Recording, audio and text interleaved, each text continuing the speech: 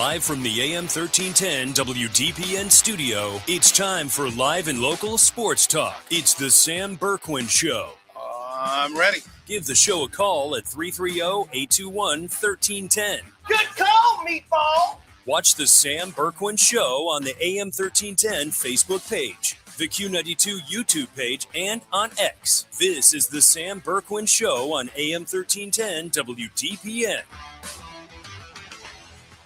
Major league lead in round trippers. 2-1 slider here. McDermott thinking maybe Matt Olson is sitting fastball. Can I put something in the strike zone that has a wrinkle? The answer is no, you cannot. As he hammers this thing 423 feet. Denver. That one rifled toward right. Walker on the run, still going. He dives! What a catch! Jordan Walker takes away a double. Sound. High fly ball, left field.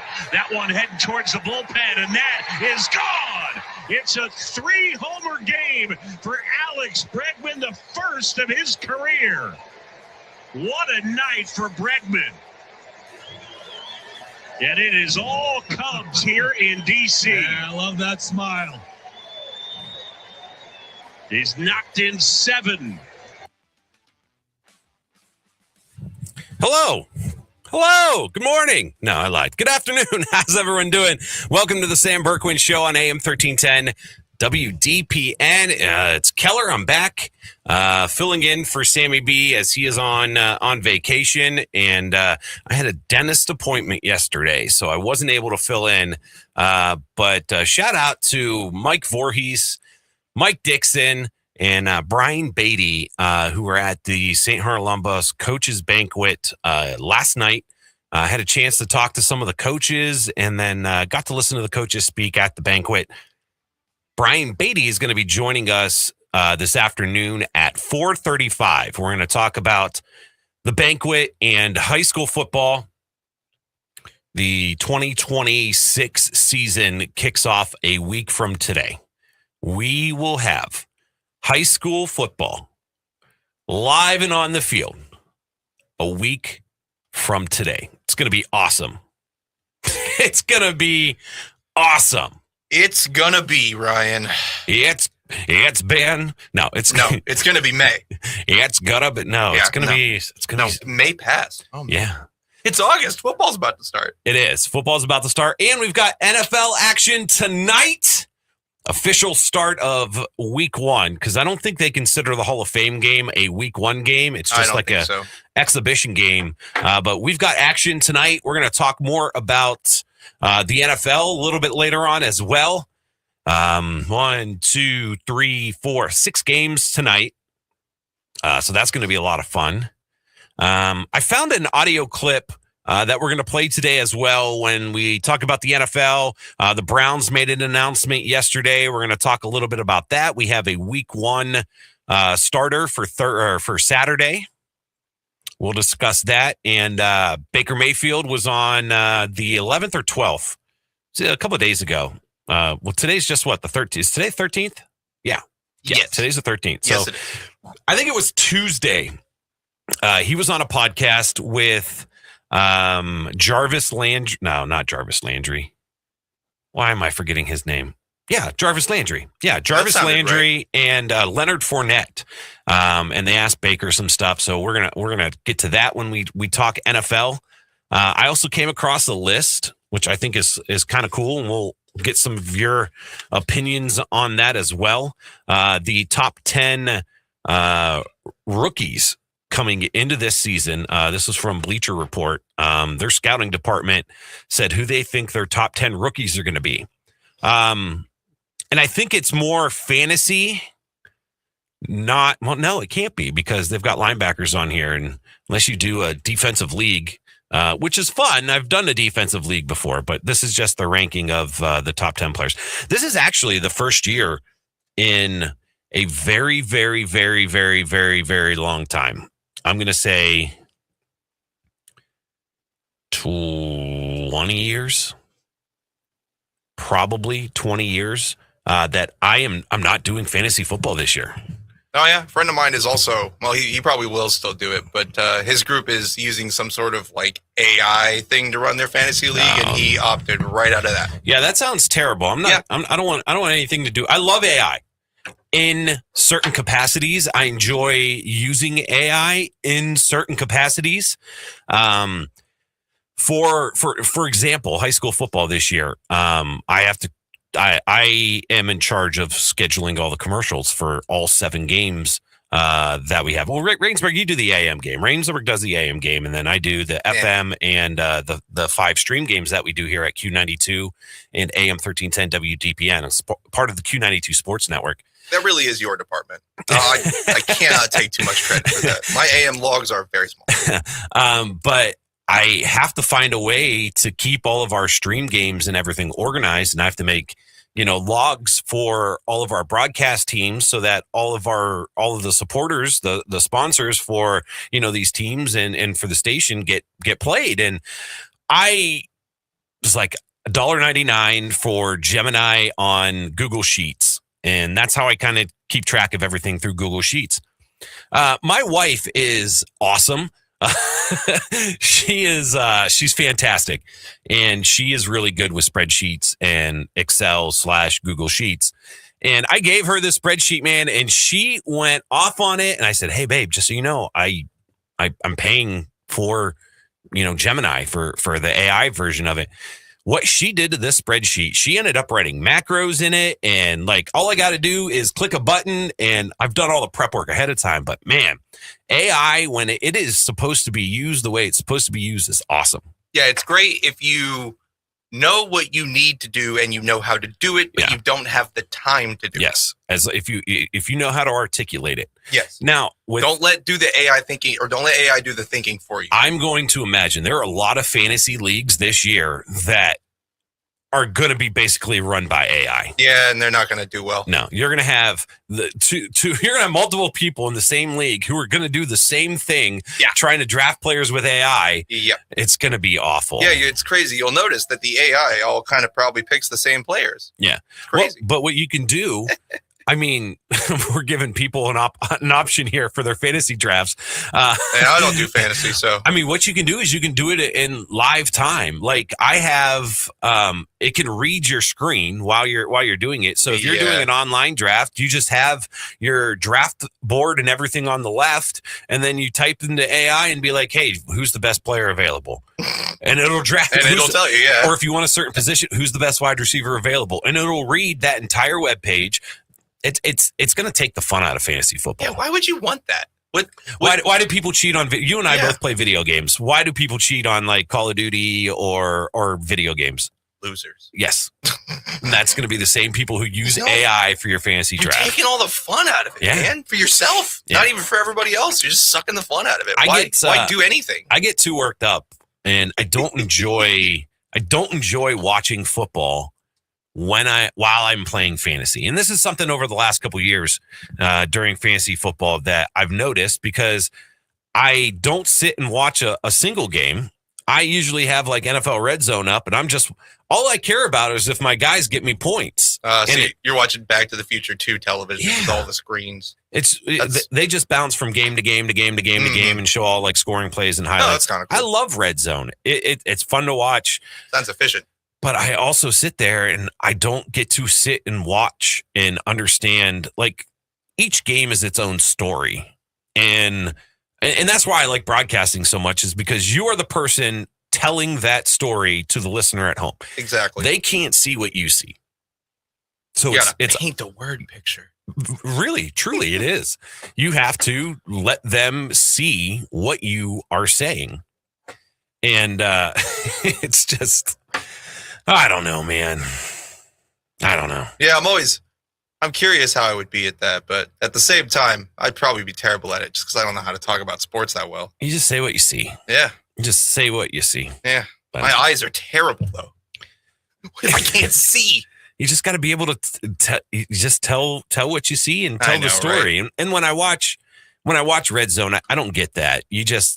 It's like Cliff Notes versions. And no, I mean anymore. Like if you're watching a TV broadcast, they're not doing that as much anyway, because No. they have a video feed to rely on, so they don't feel the need to do all that extra detail. Yeah, I really enjoy just kicking back and relaxing and watching a game. So for me this year, I'm the last couple of years, I'm done with fantasy. This year, I actually finally did it. So no fantasy football for me for this year, but I'm going to enjoy paying closer attention to just like football in general, and not focusing on what points and if I won my fantasy game or not. It's all a numbers game at that point. True. And if the other person's using AI, which I can guarantee in my former league, there are at least 2 or 3 people who are going to use it. Oh, yeah. 100%. And hopefully those people are going to lose. Oh, it would be the most amazing thing ever. Yeah. Well, I keep forgetting. I gotta write it down, because there is a college this season. This football program is going to use an AI coach to coach their games. I think it's it starts with a U, obviously. That's It's wild. a university. And yeah, I gotta text Sam, because Sam remembers it. I keep forgetting That is wild. But yeah, so I am extremely excited to watch that team's games this season. I'm not interested in football hardly at all, but knowing that there's a team out there with an AI coach, I gotta watch that car crash. That's wild. I mean, I know what the University of Akron's doing. I think it's cool. I think a lot of people don't like it, but it's generated people wanting to buy season tickets. Have you heard? No, what's So Akron the doing? University of Akron did this thing that if you purchase season tickets, you are entered into a drawing, Okay. and you will be able to call the plays for the first drive of, I don't know if it's their first game, but one of their games this year, you get to be the coach. I'm assuming there will be a list of Yeah, plays to pick from, but you get to script the plays. that's cool. Yeah, so a couple guys from like Barstool Sports, and they went and started buying season tickets now to the Oh. University of Akron so that they could try to win and come down and call the plays. So they're scalping season tickets. They're just buying them, yeah, yeah. But it's publicity for the school, man. I mean, hey, no, that's good money for the school, and they could So, use it. yeah. They. No, I mean, Akron I is think they're just coming off of academic probation. Yeah, they're a hungry D1 program. Yeah. That's definitely for sure. So get some action with Yes, some action. some action with Akron. What time we got? I got. Yeah, it's 21. All right, we're going to step Squeeze a break in away there. and take a break. We got more to talk to. We got some basketball stuff to talk to today. We got this day in sports history. So a lot happening. And then at 4:35, Brian Beatty is going to join us to talk about the coaches banquet last night at St. Columbus. This is the Sam Bourquin Show on AM 1310 WDPN. AWP Safety, North America's leading traffic safety company, is hiring traffic control flaggers, and they need you. Join AWP as a protector for steady work and an important job keeping people safe. They offer paid training, certification, referral bonuses, and advancement opportunities. To apply, visit jobs.awpsafety.com. That's jobs.awpsafety.com. My name is Erica, and my son, Kason, is a patient at Shriners Children. My oldest called me and said, Kason got burnt. I said, how bad is it? He wouldn't answer me. Before we could see Kason, the trauma doctor came in and said he needs to go to Shriners. To survive a burn injury and to return to life unafraid and full of joy and be who you're supposed to be is what we strive to deliver to our patients. His injury was a big injury, and I think a testament to the care that we provide. He's fully functional. He's riding his dirt bike, doing all of the things that you would want him to do. I can't think of another system that has the impact on pediatric patients that Shriners Children's does. I wouldn't do anything else.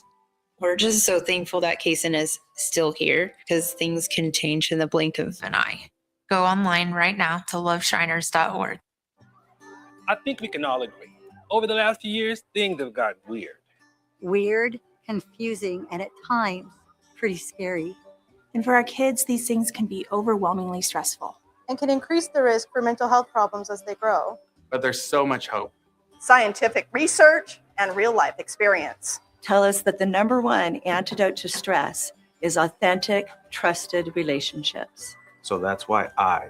That's why I. That's why we. That's why I am committed to building and maintaining a trusted space. For the students I influence every single day. Until schools across the country Can proudly call ourselves a trusted space.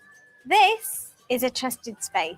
This is a trusted space. This is a trusted space. This is a trusted space. This is a trusted space. Access free films and resources to build trusted spaces in your schools and communities at atrustedSpace.org.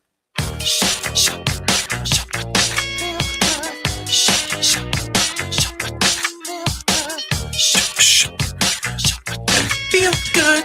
Welcome back to the Sam Bourquin Show on AM 1310 WDPN. Keller filling in for Sammy B. Rainsburg on the other side of the glass. I have to take a medication in the morning and in the afternoon at the same time. Mm-hmm. So I set an alarm for it, and I used Clint Eastwood as my. No, that was I really alarm. teetered between this and that, but I've been using Clint Eastwood a lot because it's kind of my jam. So That's too funny. we got That's too Mike funny. checking in, says, "Hey Keller, you're back. How was the dentist?" It was okay. My dentist is actually really awesome, and I'm actually going to shout them out here. Osborne Family Dentistry on Schneider in Canton. Does he give you that little extra half turn on the gas? No, they just he's so good. Like a lot of people get worried about when you go to the dentist. Is it going to hurt? Am I going to feel anything?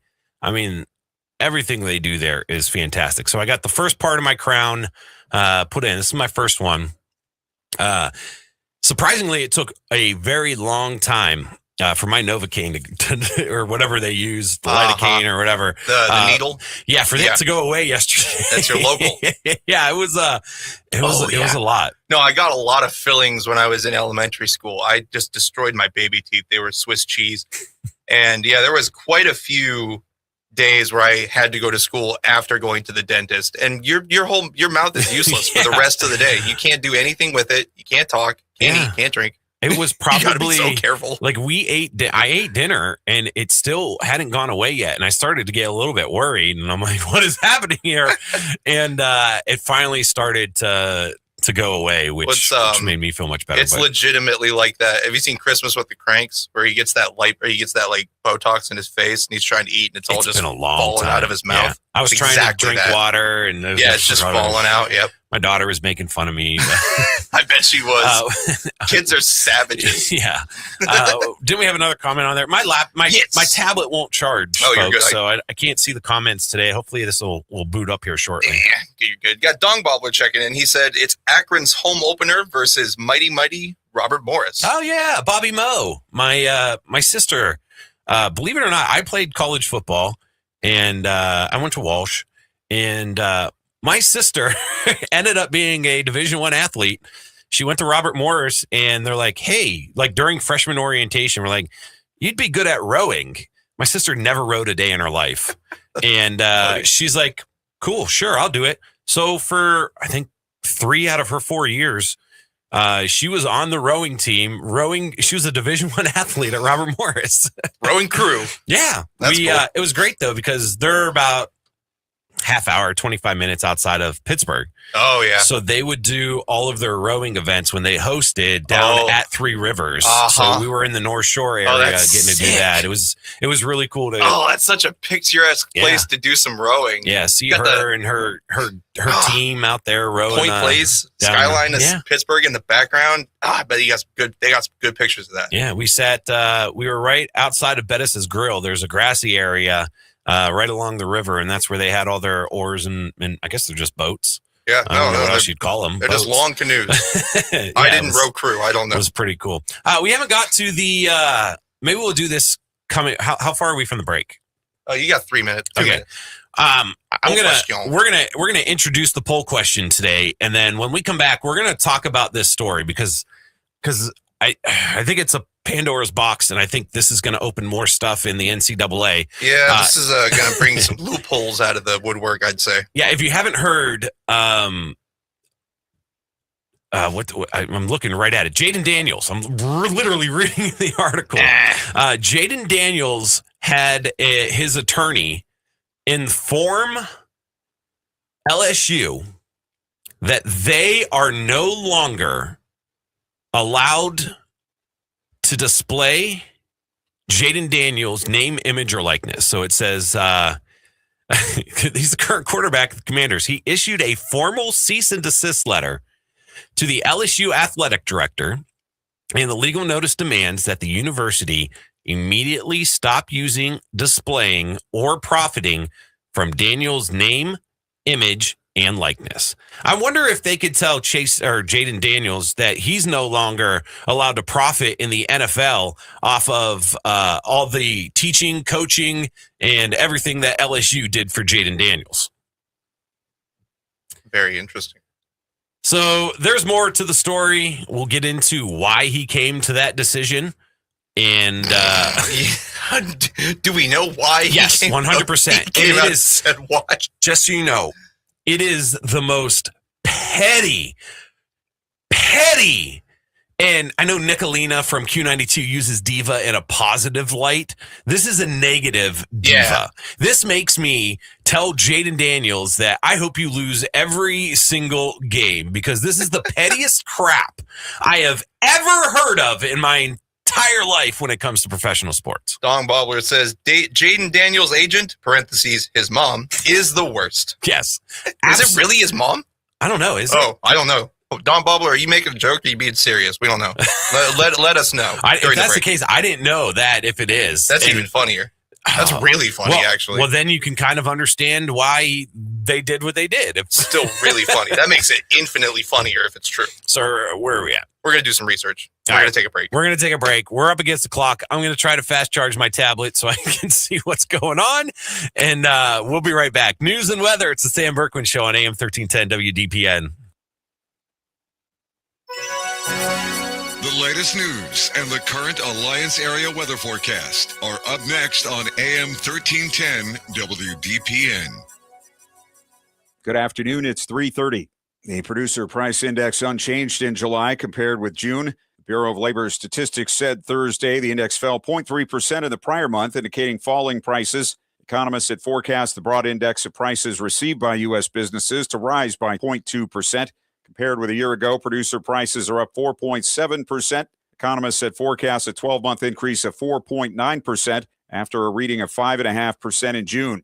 Energy prices fell 3.1% from the prior month, the second consecutive month of falling energy prices. Food prices fell by 0.9%, the largest decline in over a year. Excluding food and gasoline, the producer price index rose 0.2% in July and 4.2% from a year ago. The consensus forecast was for a 0.3% increase. Military officials said Tuesday fighter jets intercepted a civilian plane flying in restricted airspace over Geneva, Ohio, where President Trump was attending a youth athletic tournament. NORAD, which secures airspace over the U.S. and Canada, said F-16s used flares to alert the pilot at around 6:15. Plane, which was in violation of the temporary flight restriction over the area, was escorted back to the ground.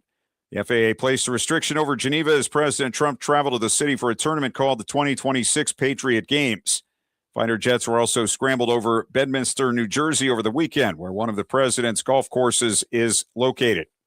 Carolyn Leavitt announced Wednesday she would leave her position as White House press secretary at the end of the month to spend time with her two young children. She explained she will serve as an outside advisor to President Trump and remain a strong advocate for his movement. Leavitt served as press secretary during Trump's first term under Kayleigh McEnany and was his spokesperson during the 2024 campaign. She then became the youngest press secretary in the nation's history, taking the post in 2025 at 27 years of age. City of Milwaukee's election results were delayed Tuesday night after a data download error. The delay, which added more than an hour to the reporting timeline, delayed determining the winner of the Democratic primary and other down-ballot races.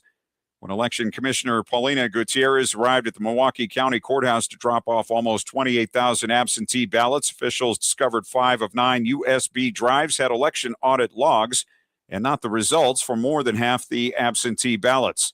County Executive David Crowley had a narrow lead when the absentee results were delayed, with the race likely to hinge on the USB drives. Crowley won by 0.4 of a point over State Representative Francesca Hong, who led by a large margin in polling a week before the election.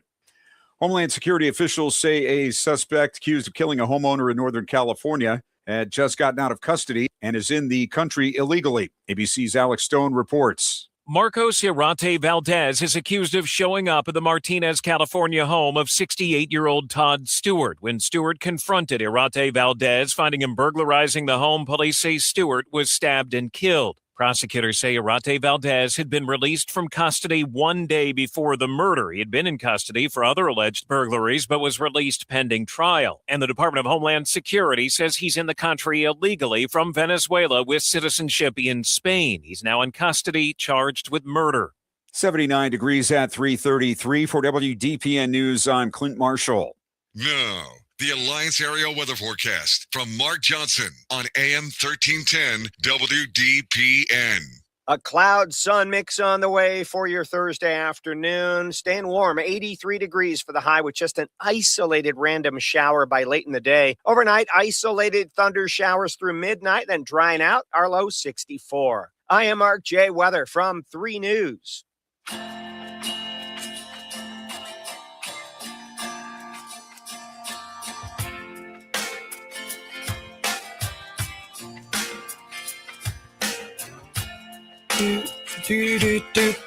Welcome back to the Sam Bourquin Show on AM 1310 WDPN. Keller filling in for Sammy B. A couple more days, today and tomorrow. And then Sam will be back on Monday. And you guys can get back to your regularly scheduled programming. This is not that different. Don Bobler also confirmed that, yes, and I double-checked, Jaden Daniels' manager is his mother. That's outrageous. That's awesome. So let's get back to this story. If you're just joining us, Jaden Daniels has informed LSU. The legal notice says that the university immediately stopped using, displaying, or profiting from Daniels' name, image, and likeness. So NIL. So he's out of college, and now he still wants NIL money. But that's not the real reason. Are they using his name, image, and likeness somewhere? I'm assuming he's a Heisman Trophy winner. I'm assuming that they, have his pictures up on the walls or whatever. So this is where this all comes from. It stems from LSU's decision to give Daniels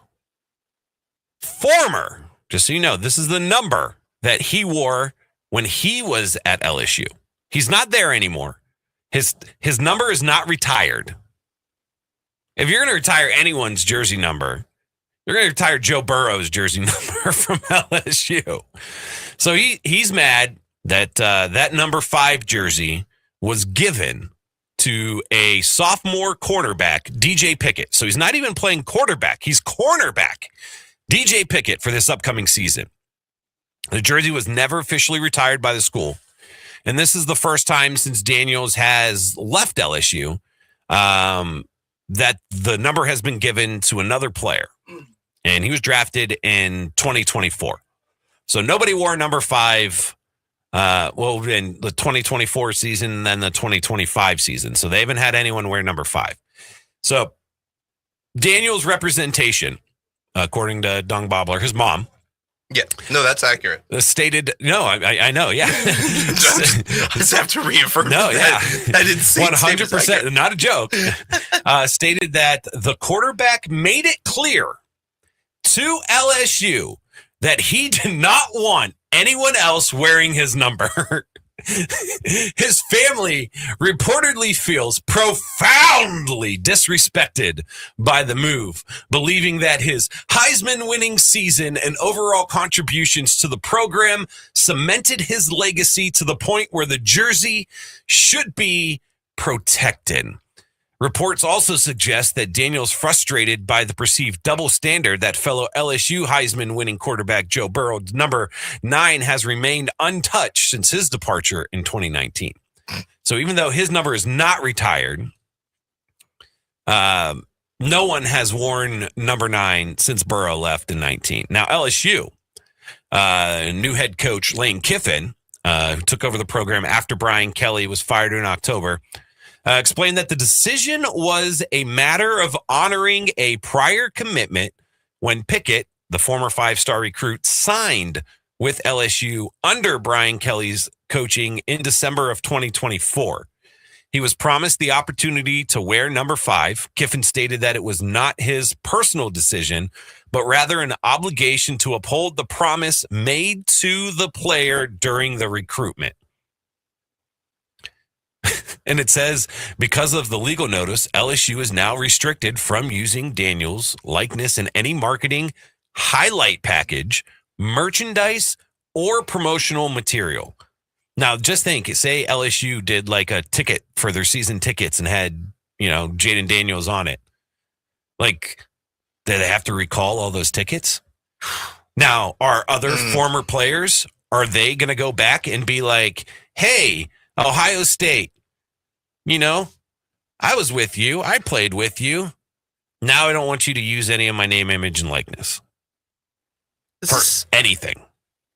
This is so weird. I don't completely understand how this connects to. I mean, I see how. I just don't understand how his jersey number is the thing that's bringing this up. It's a freaking number, right? Like this, like sitting here and going, "Well, they should have retired my number. I'm incredible." It's like trying to give yourself a nickname. It's not cool. How? There's a word I'm looking for, and of course I'm not going to be able to think of it. How pompous? How obnoxious? Yeah, pompous is a good one. How obnoxious. When you feel like you deserve something. Entitled. Yes. How entitled do you think you are? Not only... Yeah, because Joe Burrow hasn't gotten his number retired, so are you better than Joe Burrow? He's just mad that they haven't issued it to anyone, even though it's not retired. Like, his number wasn't saved. Yeah, well, How Wish in one hand. How far, like, how deep does this go, though? That's what I want to know. I think at this point, it all depends on how LSU reacts and what they do in I can't wait to hear or reference. I can't wait to hear their response. I haven't seen anything come down yet. I saw this morning, and as soon as I saw it, I'm like, this is something that we need to talk about because it's the NIL, the transfer portal, and now you've got former players who are like, yeah, you can't use my NIL stuff. And that's fine. I mean, if you don't want them to use your name, image, and likeness anymore, cool. But that has nothing to do with your jersey number. You don't own 5. It's not cool though. It's a D-bag move. Yeah, I get that. Like, you just burnt. So here's the thing with these universities and stuff too. Like, their networking is enormous. Say Jaden Daniels, knock on wood, say first play of the season this year, career-ending injury. Yeah. And now he needs a job. You think anyone from LSU is going to help him find an opportunity for work? I mean, maybe. You don't know. Why would they? When he just said, hey, well, no, not after this, obviously. Yeah, after this, in a normal situation. How many bridges did he just burn? Oh, yeah. No, it's not smart by any stretch of the imagination. It's incredibly frustrating to me because I feel like this is going to end up at the Supreme Court. You're going to have another... It very easily could. Or what universities are going to end up doing, and they're going to put it in their contract that... How do you get around this? I don't know. Technically, any of his highlights or anything like that, it's all public. Yeah, like this point. You can't restrict someone from using that. No, you really... I mean, it's on the internet, so you can go around issuing copyright strikes all over the place for stuff, but that's, But how do you have, he doesn't have a right to the copyright of football that is put on by the NCAA. Yeah. Like, is he going to sue ESPN if they put reruns of his old games I'm just saying, you as a person who is in that footage can go on YouTube and be like, hey, this is mine. And YouTube will investigate that. They might not do anything about it, but you can, as a person, make that claim if... Not in public. Not in public? No, there's nothing in the... If you are in a publicly accessible area, anyone can video you. Well, yeah. Anyone can take your picture. Anyone can post it or do whatever they want with it after that. Mm-hmm. There's nothing saying they can't. No, that is more property of the NCAA than anything. You're in it, but if a photo was taken, you can't. He didn't take that photo. He's in a public place. He can't restrict the university from using that photo. This is a weird gray area. I mean, he was going there when NIL was a thing, so it wasn't like this predates the NIL and there's this whole weird precedent. I'm assuming there's going to be stuff associated or put into these contracts when these student athletes sign that say, you like, we own the rights now. Like, we own the rights, or are current players going to start putting stipulations in their NIL deal that says even after I graduate from the university, if you choose to use my name, image, and likeness, you need to pay me X amount of dollars for X amount of time afterwards. No, I think that's the first and easiest solution is to have a clause in every contract determining what happens to your NIL after you graduate. Got Richard checking in saying there are only so many jersey numbers available for a football team with 100 plus players, right? Which is also a fact because do you want jerseys with triple numbers on the back? Nobody wants that. I tell you right now, Sam would be irate if we had jerseys with 3 numbers on the back. Could you imagine? Oh my God. Tackle by number 467. Yeah. Touchdown number 376. Did I join the right one? I sent you a link. Yeah, I can't get it. No? I sent it to you earlier. Yeah, my email is being weird now. Oh, okay. Anyways. Go to the YouTube channel. The link is in the description. It's really interesting the landscape that has become NCAA.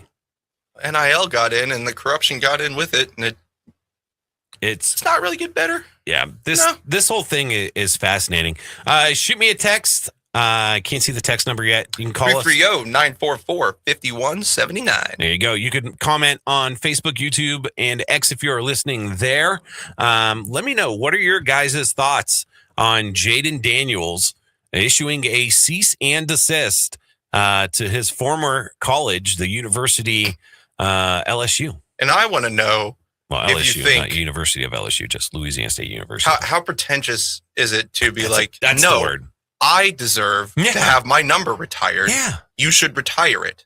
Why are you giving other people my college number? It's a college number.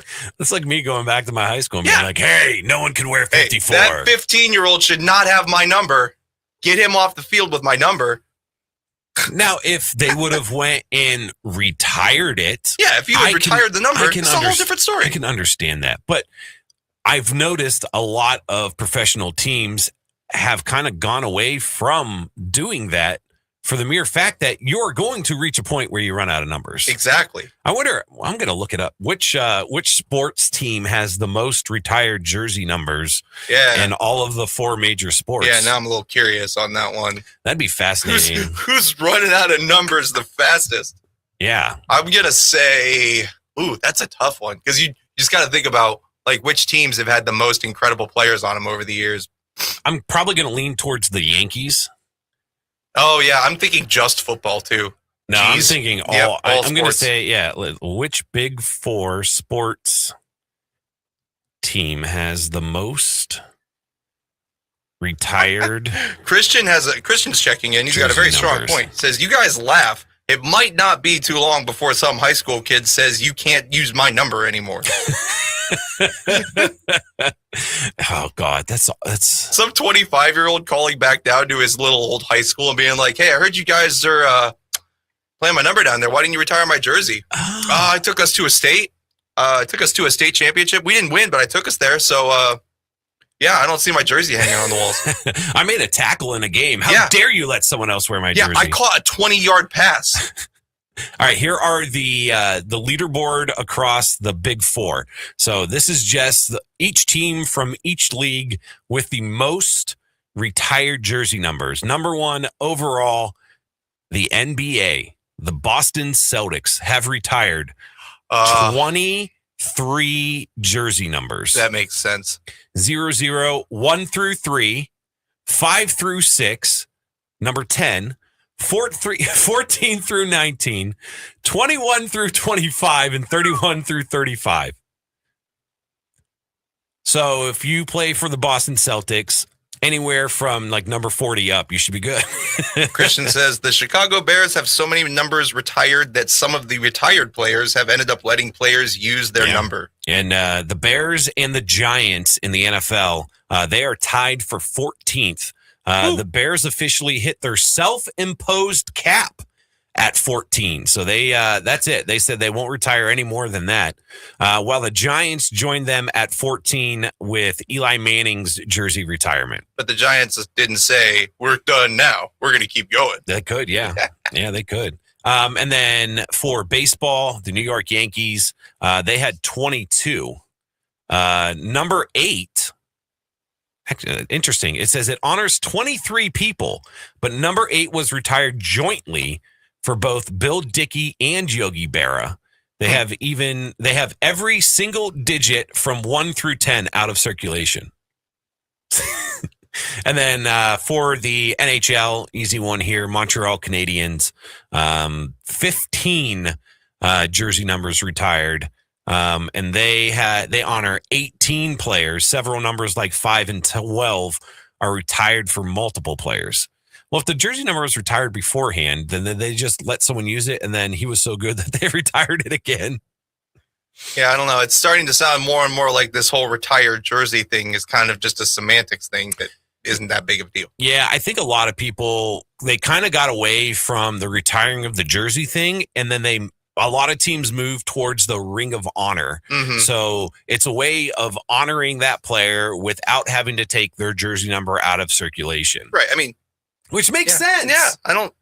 I get the retiring jersey thing. It's a great honor. It's very cool, but it's not an infinite system there. We don't have infinite numbers. No. So I read this morning, and Dog Bubbler says retired jersey versus retired number.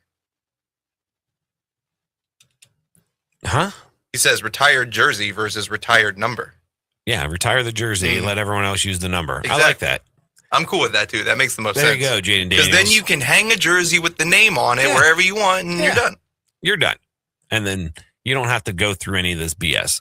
But again, I wonder I might just be reading into this because of the landscape of college football and thinking that, oh gosh, this is going to turn into a whole lot of more bad stuff for the NCAA. I think if anything, primarily this is going to be a big headache for all the lawyers that have to make these contracts for these players. Because now moving forward, the universities in an NIL contract, when they sign it to go to that university, I honestly don't know. The merchandise I can understand. Yep. But I don't know how they're going to highlight packages, market promotional materials. I don't know how they're going to. Yeah. No. This is going to end up in court. It's going to get a little messy. Where's Mark O'Brien? He was supposed to call me and give me his input today. Oh, was he? Yeah, Mark. I guess he lied. Mark was just going to say, it's going to go to court. That's it. And he was going to hang up. Somebody called. They didn't. I think if he did call, he just hung up. Oh. So yeah, that's a story for you. So we'll keep our eyes on that. We're going to step away and take a break. Let me know if you guys have any more opinions on the Jaden Daniels sending a cease and desist order to LSU, not letting the university use his name, image, and likeness. Yeah, we'll take a quick break. We got some NBA stuff to touch on real quick, and then Brian Beatty's going to be joining us at the top, at 4:30 to talk about St. Herlumbos. And then NFL action. We got that to talk about today. Browns, a lot going on here on this Thursday, August 11th of the Sam Bourquin Show right here on AM 1310 WDPN.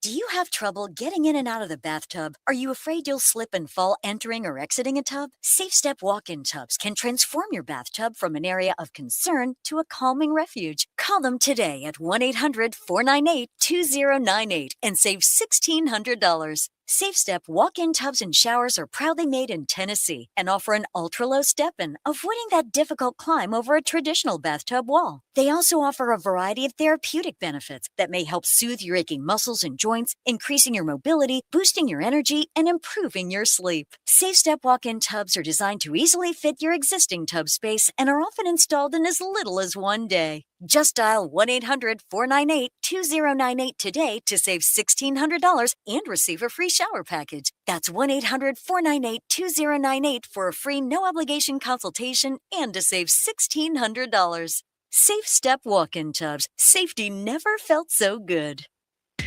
Music and intelligence for your life. No matter what anybody tells you, words and ideas can change the world. I'm John Tesh, and we couldn't be happier about bringing you intelligence for your life every day. We have a room full of researchers gathering the information and ideas you need to make your life simpler and better, and to make you the smartest person in the room. Join me for Music and Intelligence for Your Life, 10 to 3, Monday through Saturday, only on AM 1310 WDPN. You heard it on the John Tesh Radio Show. Teachers are dynamic leaders, shaping a new generation. They bring a variety of perspectives from diverse backgrounds, innovating how they teach to prepare students for our fast-changing world. Achieving this takes skill and expertise. They're tireless explorers, creatively discovering a universe of solutions, telling stories, experimenting, inspiring, mentoring, connecting cultures, and connecting with each other. Leading by example. Experience the unique joy of helping students thrive. Teaching is a journey that shapes lives. Are you ready to begin? Explore teaching at teach.org, a campaign supported by the U.S. Department of Education, teach.org, and 1 million teachers of color. Here's the deal. We gotta set ourselves up. See, retirement is the long game. You gotta make moves and make them early. Set up goals. Don't worry about a setback. Just save up and stack up to reach them. Let's put ourselves in the right position. Pre-game to greater things. Start building your retirement plan at thisispretirement.org. Brought to you by AARP and the Ad Council.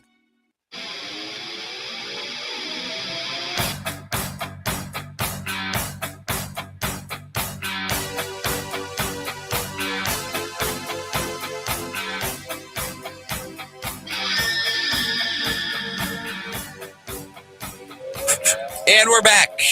It's the Sam Bourquin Show on AM 1310 WDPN. Thanks for being here. Thanks for hanging out. I'm Keller filling in for Sammy B.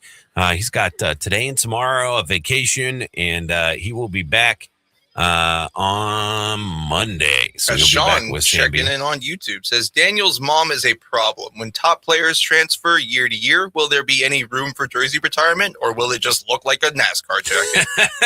Yeah, I mean, you're going to get to a point where players aren't even staying long enough at the university to warrant a jersey retirement. Yeah, are you going to retire somebody's jersey after they play there for half a season?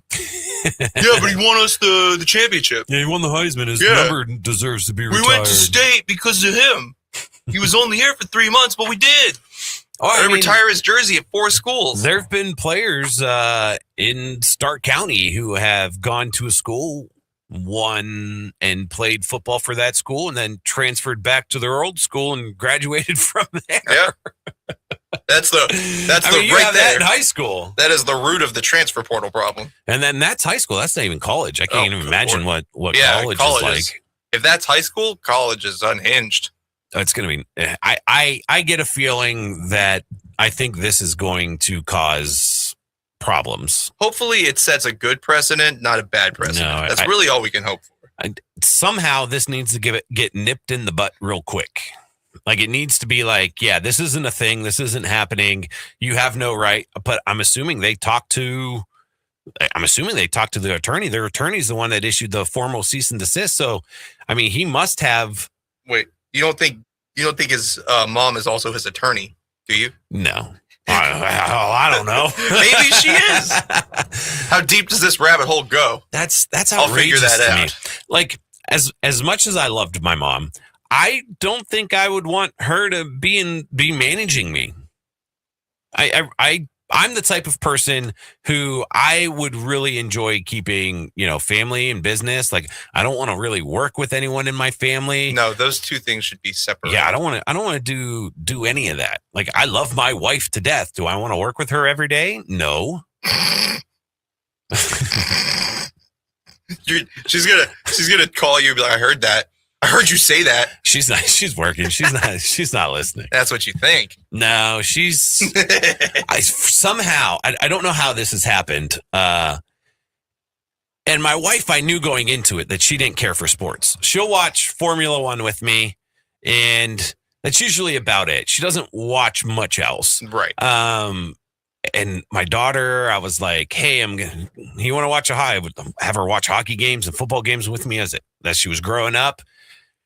She wants nothing to do with watching any of it on TV. So it's just me. That makes sense. It's just me. They're girls. So that's the frustrating part. What we got? Yeah, but I would never want to work with. Because you just can't. With family, you can't. There's certain things that just don't cross you're into. Never going to be completely honest. Yeah, and you're never going to family. be completely. What's the word I'm looking for here? Neutral on things. There's always going to be that underlying emotional attachment. Yeah, you're going to have a bias. Would never. Don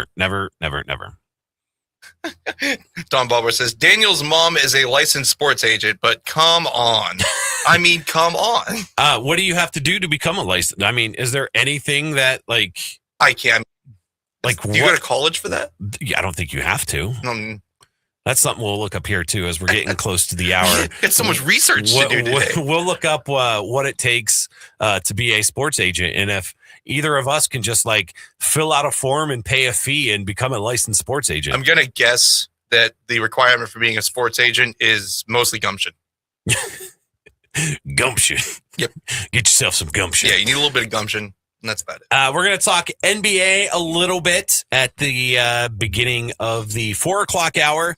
And then we'll get ready to talk to Brian Beatty. Brian Beatty was with Mike Voorhees and Mike Dixon last night at the St. Harlumbos Coaches Banquet. Also, I don't know if you saw it or not. He went Facebook Live from the banquet. You caught it. Yeah, I saw it a couple times. I love when Brian he's doing the selfie on the Facebook Lives. I love that man so much, and it's so funny to see him doing a Facebook Live. Every time I got on Facebook last night to check something from the show, I saw just live on his phone, just pointed, sitting back there, just watching the speakers talk. That's great.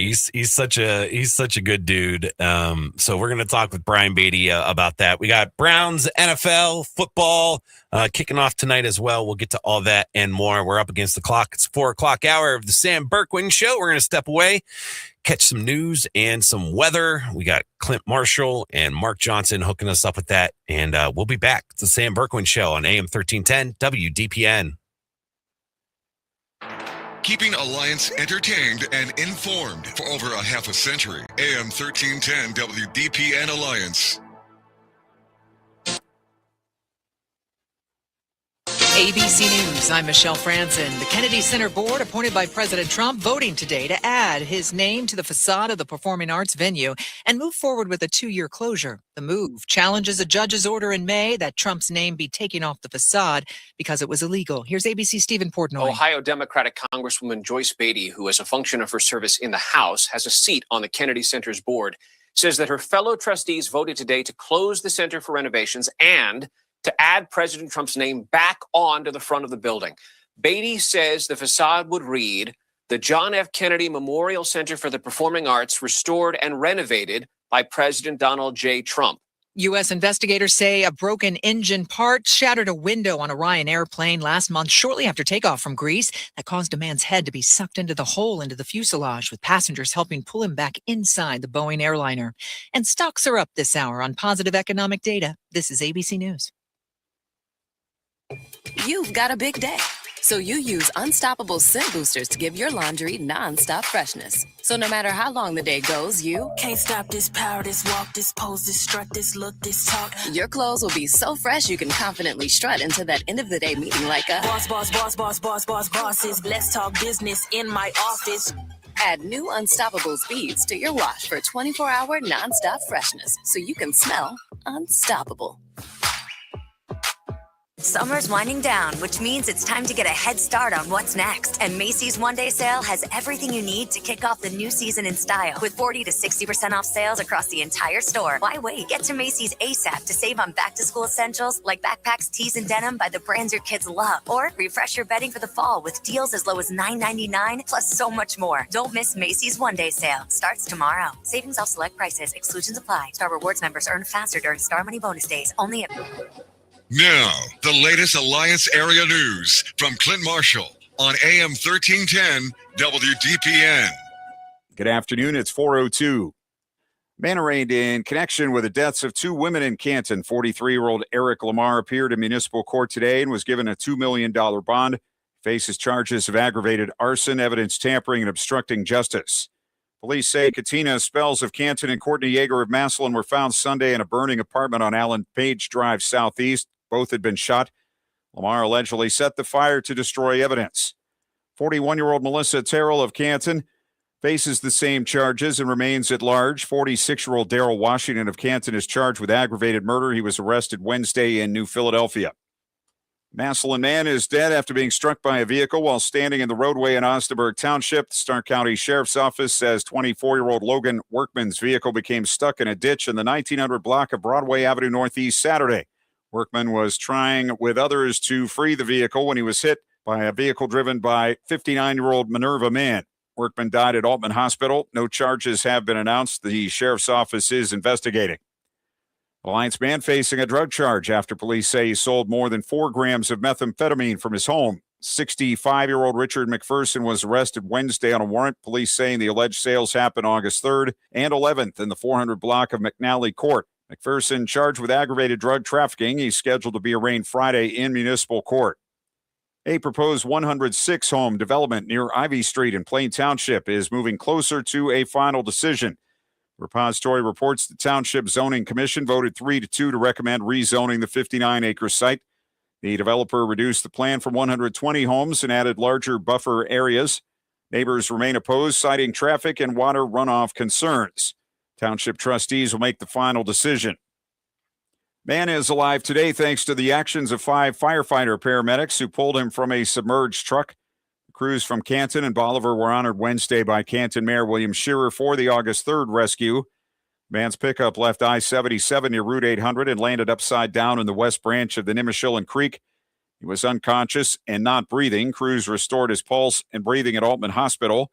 He was then transferred to a Columbus area hospital. His condition is unknown. Residents in 4 areas of Canton will see mosquito spraying beginning next week as West Nile virus activity increases. Canton City Public Health will spray from 9 until midnight August 17th through the 26th, weather permitting. Northwest Canton will be treated August 17th through the 19th, followed by the southwest, northeast, and southeast areas. Health officials urge residents to remove standing water from their properties and use EPA-registered insect repellent. Washington Township trustees have appointed a new zoning inspector. C.J. Stantz was unanimously approved for the position during the board's August 3rd meeting. Trustees are also considering a change to the employee handbook that would require the zoning inspector to attend 1 meeting each month. Township Fire Department reported 46 calls in July, bringing its year-to-date total to 349. A boil order is in effect for Latonia Water customers as crews repair a leaking water main valve. Residents should use bottled water or boil tap water for at least 1 minute before drinking, cooking, or brushing teeth. Butcher Road is closed at Washington Street during the repair. The order will remain in place until testing confirms the water is safe. Youngstown School District officials on unpaid leave after pleading not guilty to 2 misdemeanor charges. 65-year-old Martin Freeman, the district's ombudsman, entered written not guilty pleas Tuesday in Mahoning County Court in Canfield. His pretrial hearing is August 28th.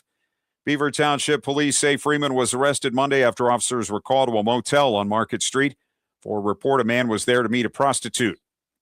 Springfield schools in Mahoning County closing campus and canceling all activities today because of a potential threat. The district says authorities are investigating, but the nature of the threat is not being released because of the active probe. School officials say they will provide updates as they become available. The Youngstown man already serving a sentence of 30 years to life in prison will spend at least 4 more years behind bars. 21-year-old Denzel Pope was sentenced Wednesday in Mahoning County Court for a February 2024 armed robbery. Pope pleaded guilty to robbing a man at gunpoint and taking his keys, wallet, and phone. His 4 to 5.5 year sentence will run consecutively with his Summit County sentence for murder and other convictions. U.S. Marshals say a Howland Township operation to capture a wanted fugitive ended with a man taking his own life. He was hiding in a home on Highlawn Avenue and had been wanted on attempted murder and other charges since 2022. The man fled into a wooded area Wednesday afternoon where officers heard a gunshot and later discovered the man dead. His name has not been released. 80 degrees at 4:07. This is the local edition of WDPN News. I'm Clint Marshall. Here's Mark Johnson's forecast on AM 1310 WDPN. Sunshine mixing with clouds for your Thursday. Many dry hours. In fact, only about a 10% chance for a shower toward evening. 83 degrees for the high. Overnight, isolated rain and rumbles of thunder through about midnight, then drying out, 64. From the 3 News Weather Center, I'm Mark Johnson. Live from the AM 1310 WDPN studio, it's time for live and local sports talk. It's the Sam Bourquin Show. I'm ready. Give the show a call at 330-821-1310. Good call, meatball. Watch the Sam Bourquin Show on the AM 1310 Facebook page, the Q92 YouTube page, and on X. This is the Sam Bourquin Show on AM 1310 WDPN. Major league lead in round trippers. 2-1 slider here. McDermott thinking maybe Matt Olson is sitting fastball. Can I put something in the strike zone that has a wrinkle? The answer is no, you cannot. As he hammers this thing 423 feet. Denver. That one rifled toward right. Walker on the run, still going. He dives! What a catch! Jordan Walker takes away a double. Sound. High fly ball, left field. That one heading towards the bullpen, and that is gone. It's a 3-homer game for Alex Bregman, the first of his career. What a night for Bregman. And it is all Cubs here in D.C. Yeah, I love that smile. He's knocked in 7. Knocked in 7. Big day for them last night.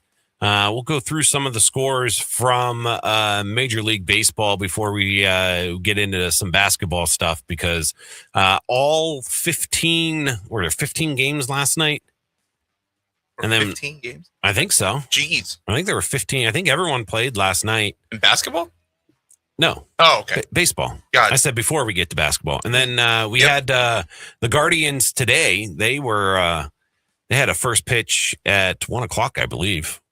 And Guards came back. We were checking the scores. Yeah, they were 2-0 before the show started. They win? Yeah, Guardians come back, and they end up winning. They had a big 7th inning, scored 2. Oh, nope, I lied. That was yesterday. Yeah, that was yesterday. Yeah, final 3-0 Detroit Tigers today. There we go. Man, yeah. So, I pulled up yesterday's date to go over yesterday's scores. Guards a winner yesterday, 6-4, losing today to the Tigers.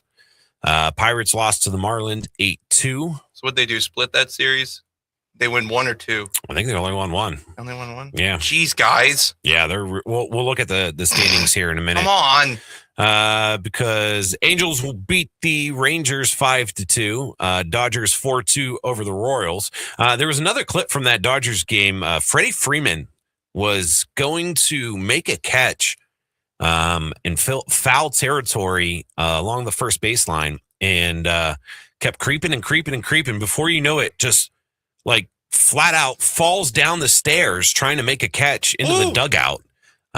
Medical attention actually came and checked on him to make sure he was okay and everything. And he was in there for a couple minutes before they finally got him to get back out to the field. He continued to play. Probably doing a concussion check on him. Yankees winners 10-5 over the Mariners. White Sox 5-0 over the Reds. Cubs 12-6 over the Nationals. Blue Jays 6-4 over the Red Sox. The Red Sox lost a bunch of games in a row. I think they have. I think the Red Sox are. They won a bunch in a row. That's right. They had won a bunch in a row. Braves beat the Mets 6-3. Padres 4-3 over the Brewers in 11. The Rockies 6-4 over the Diamondbacks. Astros 2-1 over the Giants. Rays 8-4 over the A's. Cardinals 7-1 over the Phillies, and the Twins 7-5 over the Orioles. Guardians currently now sitting 4 games back, 3.5 behind the Twins, 3.5 behind the Tigers. Jeez, that was my next question. Figured you were getting there. And then they are 4 back behind the White Sox. Sam is not a happy man right now. And then today, the Pirates won. They had an early game, 13-1. Tigers beat the Guards 3-0. And then White Sox are currently trailing. Let's go Reds. Bottom of the ninth. Reds 9, White Sox 7. Mariners 1-0 over the Yankees right now. They are in the bottom of the eighth. Blue Jays and Red Sox. Red Sox up 1-0. They're bottom 4. And Cubs Nationals just getting underway. Bottom of the first there, no score. Tonight, let's put that up on the screen now, Ryan. Tonight is one of the coolest games of the year, I think. I like these one-off games. I like when when the National Hockey League does the Winter Classic or the Stadium Series. You know, those one-off kind of special games.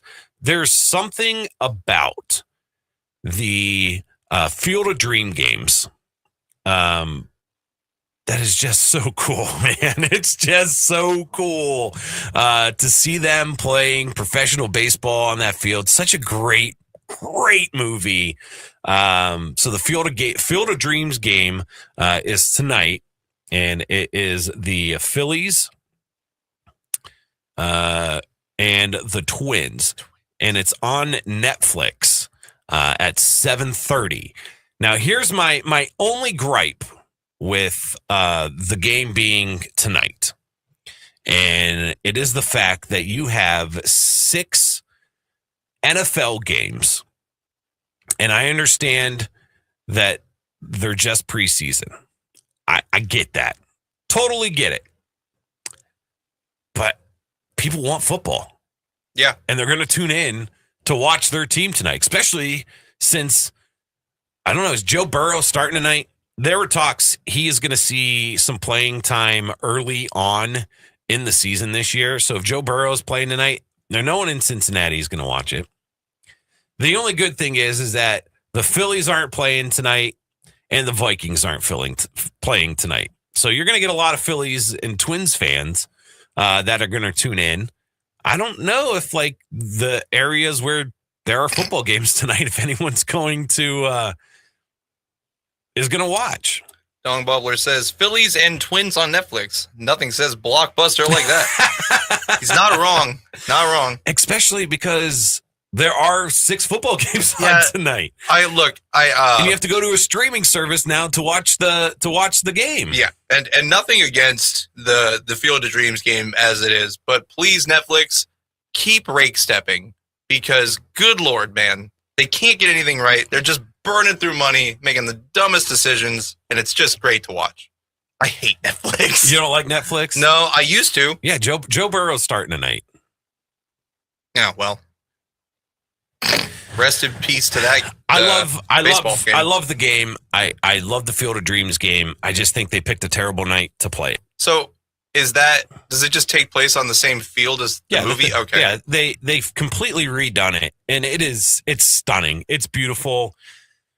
I think it was the first year that they started to do it. The sun was setting and the sky kind of turned like a pink and an orange on the backside of the cornfield. Mm-hmm. And it visually, it looks cool. I've never seen the movie, so yeah, it's definitely worth watching the movie. First of all, I'm familiar. Go and watch the movie.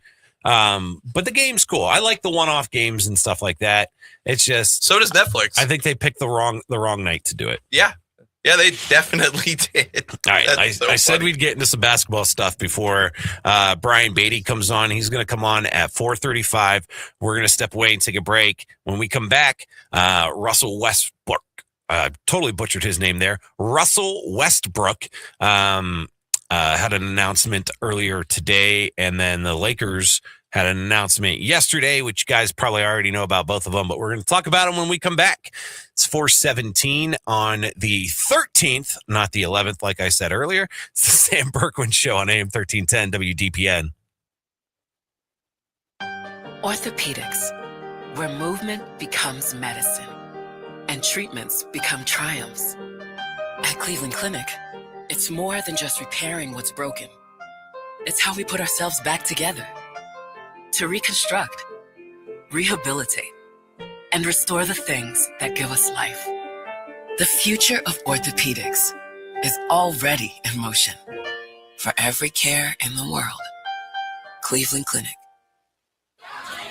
In classrooms across the country, chronic absenteeism is on the rise. Sophia A., grade 4, absent. Julio M., grade 6, absent. Aisha S., grade 12, absent. These absences are often due to the absence of crucial needs, like transportation, healthcare, a working computer, mental health support. The list goes on. Olivia H., absent. Preston L., absent. Chloe B., absent. The reasons why they're absent are very real. And yet the solution is someone present to help them along their path. When site coordinators from communities and schools are on hand, they connect kids to the resources they need. And when they do, 99% of students are present and remain in school throughout the year. Jacob O., grade 10, present. Communities and Schools works directly with students, helping them overcome obstacles to succeed in school and in life. Learn more at communitiesinschools.org. Being present matters. I'm Angela Bassett. As a first responder on screen, I know what it means to act fast in an emergency. In real life, the same urgency can save lives, especially when it comes to a food allergy. For 33 million Americans, one bite can turn an ordinary meal into a life-threatening reaction. And too often, they don't have the one thing that could save them, epinephrine. But emergencies don't wait. And when a severe reaction happens, being prepared makes all the difference. Now, there's a needle-free option, a new way to carry epinephrine that makes it easier than ever to be ready. No needles, no hesitation, because when the unexpected happens, the best thing you can do is be ready. Know the risk, know the options. Be ready to act. Learn more at foodallergy.org/ready to act.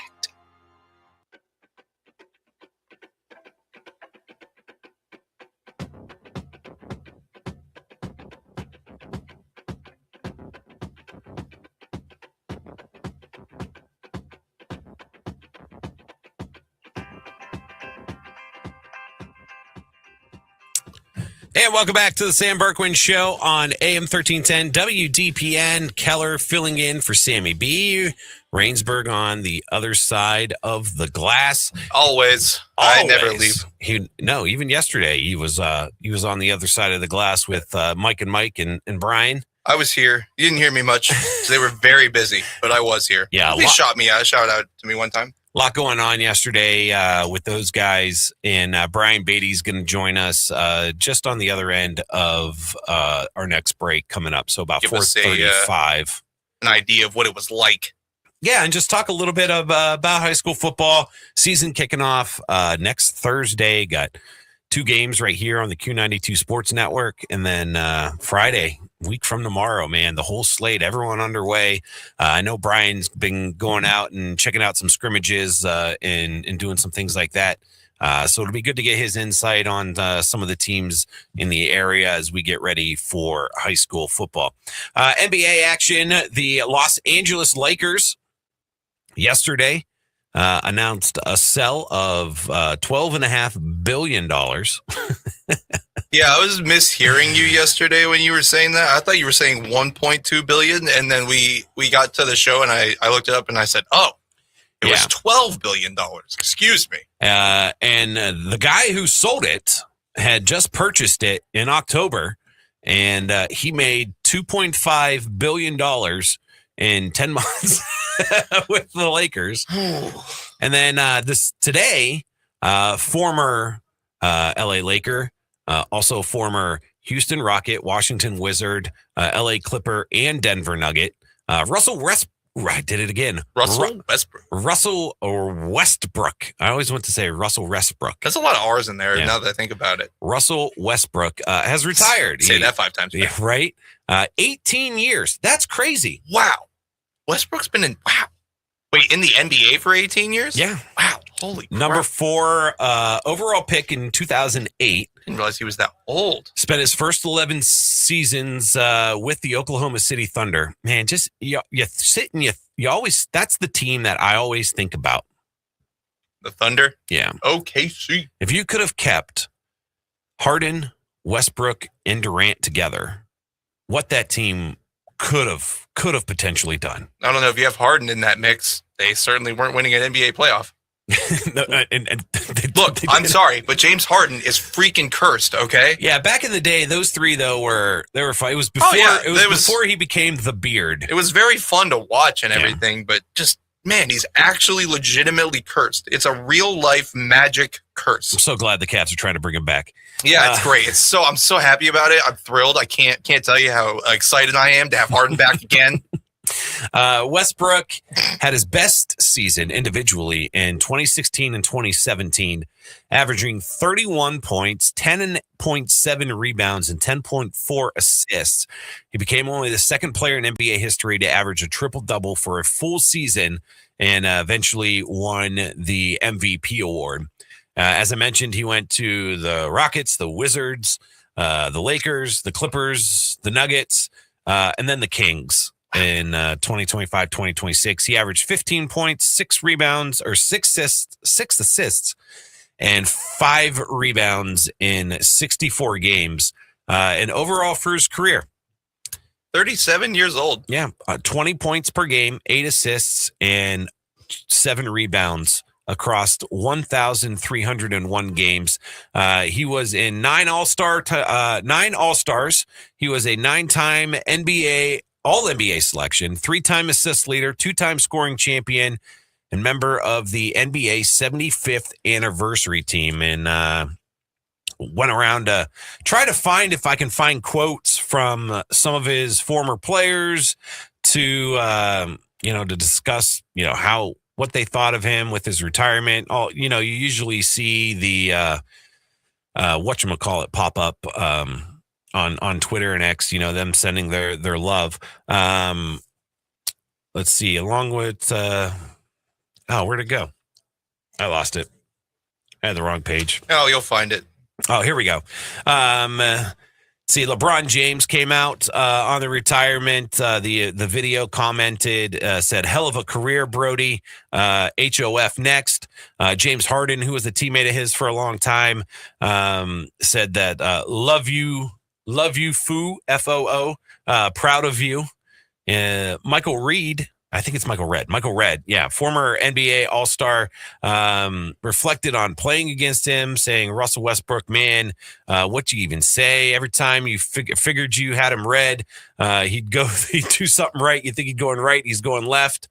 Nick Van Exel came out in just simple but respectful salute emoji. That was it. I just saw that Kevin Durant has put his little thing out on social media, just saying, how much that Russell Westbrook meant to him. Also, yeah, Durant was on OKC at that point too, right? Yeah, they were at the beginning of their careers. It was Durant, Harding, and Westbrook. Okay. The NBA has officially announced every team's schedule for the 2026-2027 season as well. I'm seeing this come down just now. So we'll have to see if we can see if we can find some of the Cavs stuff. Here's some key dates for you. This is cool. I'm glad I saw this. October 20th, the start of the NBA regular season. October 30th, the Emirates NBA Cup begins. November 7th, Mexico City game. Someone's playing a game in Mexico City. I wonder who that's going to be. And then November 27th, the NBA group play concludes. December 4th through 5th, the Emirates NBA Cup quarterfinals. December 8th through 9th, the Emirates NBA semifinals. So is this just the midseason championship kind of thing? December 11th is the Emirates NBA Cup championship. Yeah. Yeah, I'm not sure what that is either. I think it's how they did like the midseason tournament. Mm-hmm. They do every year. Yeah. They got it sponsored by Emirates now, and it's called the NBA Cup. Someone plays in Paris on January 14th. I'm going to guess the 76ers. I don't know. Someone plays... Good old Philly. Someone plays in Manchester January 17th. Probably 76ers. Trade deadline February 11th and All-Star Weekend February 19th through the 21st. You're gonna have LeBron play all the international games. We gotta milk those for all they're worth. Let's see, where is Cleveland Cavaliers? We can pull up there. Got a couple minutes before we get to. Yeah, it's so funny. As soon as I pull it up, preseason they play October 8th. I can't believe they did this. They play Boston October 8th, first preseason game. Woo. The first game of the regular season, October 22nd, ESPN, 7 p.m. against the Philadelphia 76ers. You're having the Cavs open up against the team that stole LeBron from them. They know how to write it, man. That's lame. They know how to write lame. it. I figured it would have been like the 76ers opening week would have been versus the Lakers. No. That's the Christmas game, I think. It is. Yeah. Yeah. And then the Cavs play November 6th. They host the Philadelphia 76ers. So that's the first time LeBron, November 6th, will be in Cleveland as a member of the 76ers. So mark your calendars. I wouldn't be surprised if maybe Q92 was able to get some tickets for that game. Pomp and circumstance there is going to be insane. Yeah, it's going to be pretty season opener. There's going to be a big dedication to LeBron. Yep. Got to have LeBron's big moment because he's in town. And they had to do it against his hometown team. That's just how they do things. So great debate.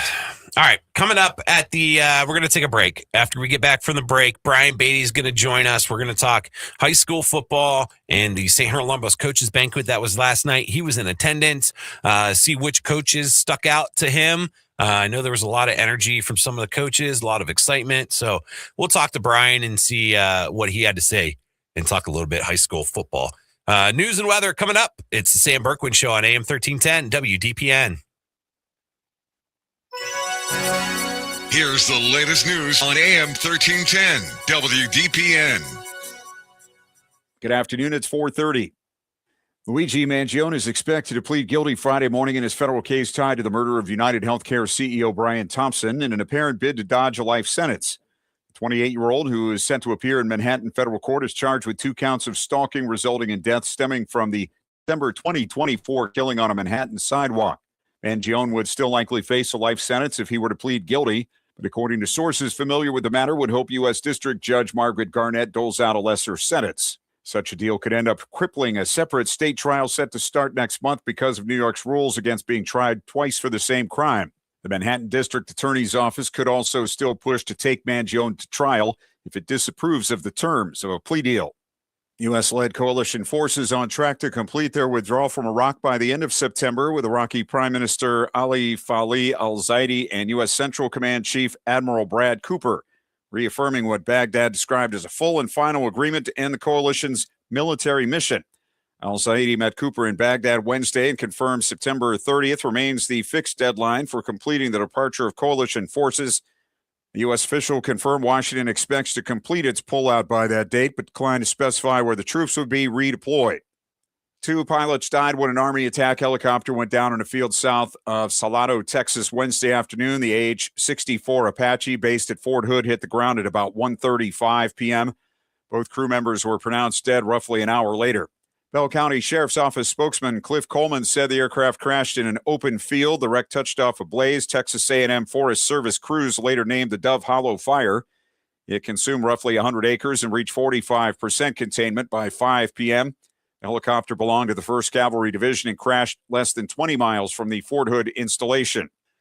Federal prosecutors charged a former financial officer of the Southern Poverty Law Center with 3 felony conspiracy counts for allegedly using donor money to pay white supremacists, Ku Klux Klan members, and other extremist groups to commit state and federal crimes.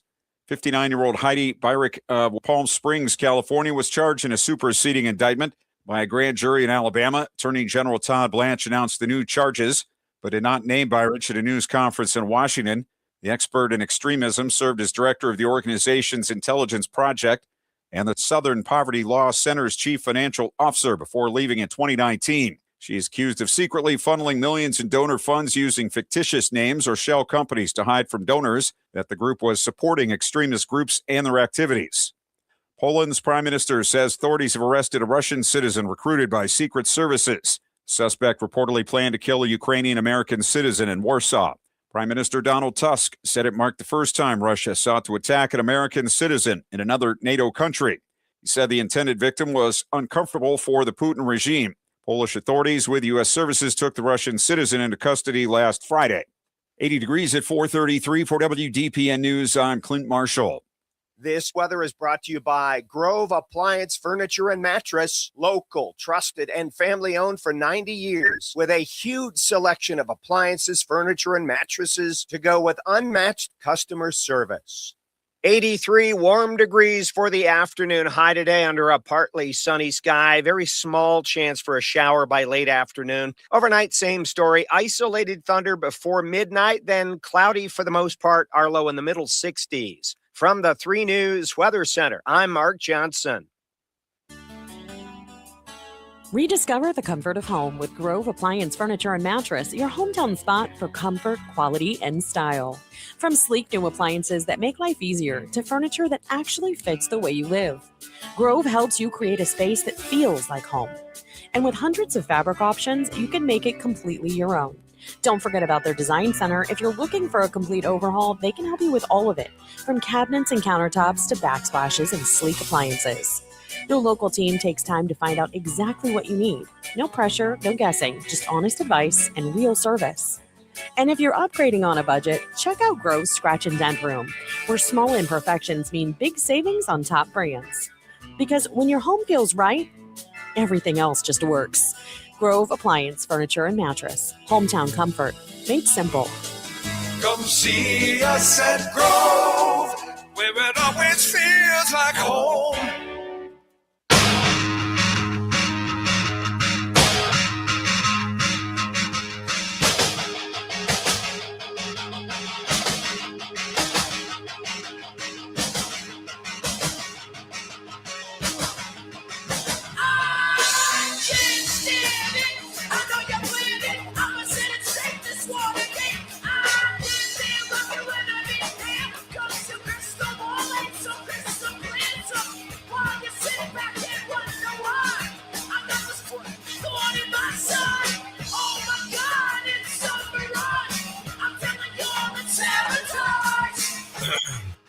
Fitting song.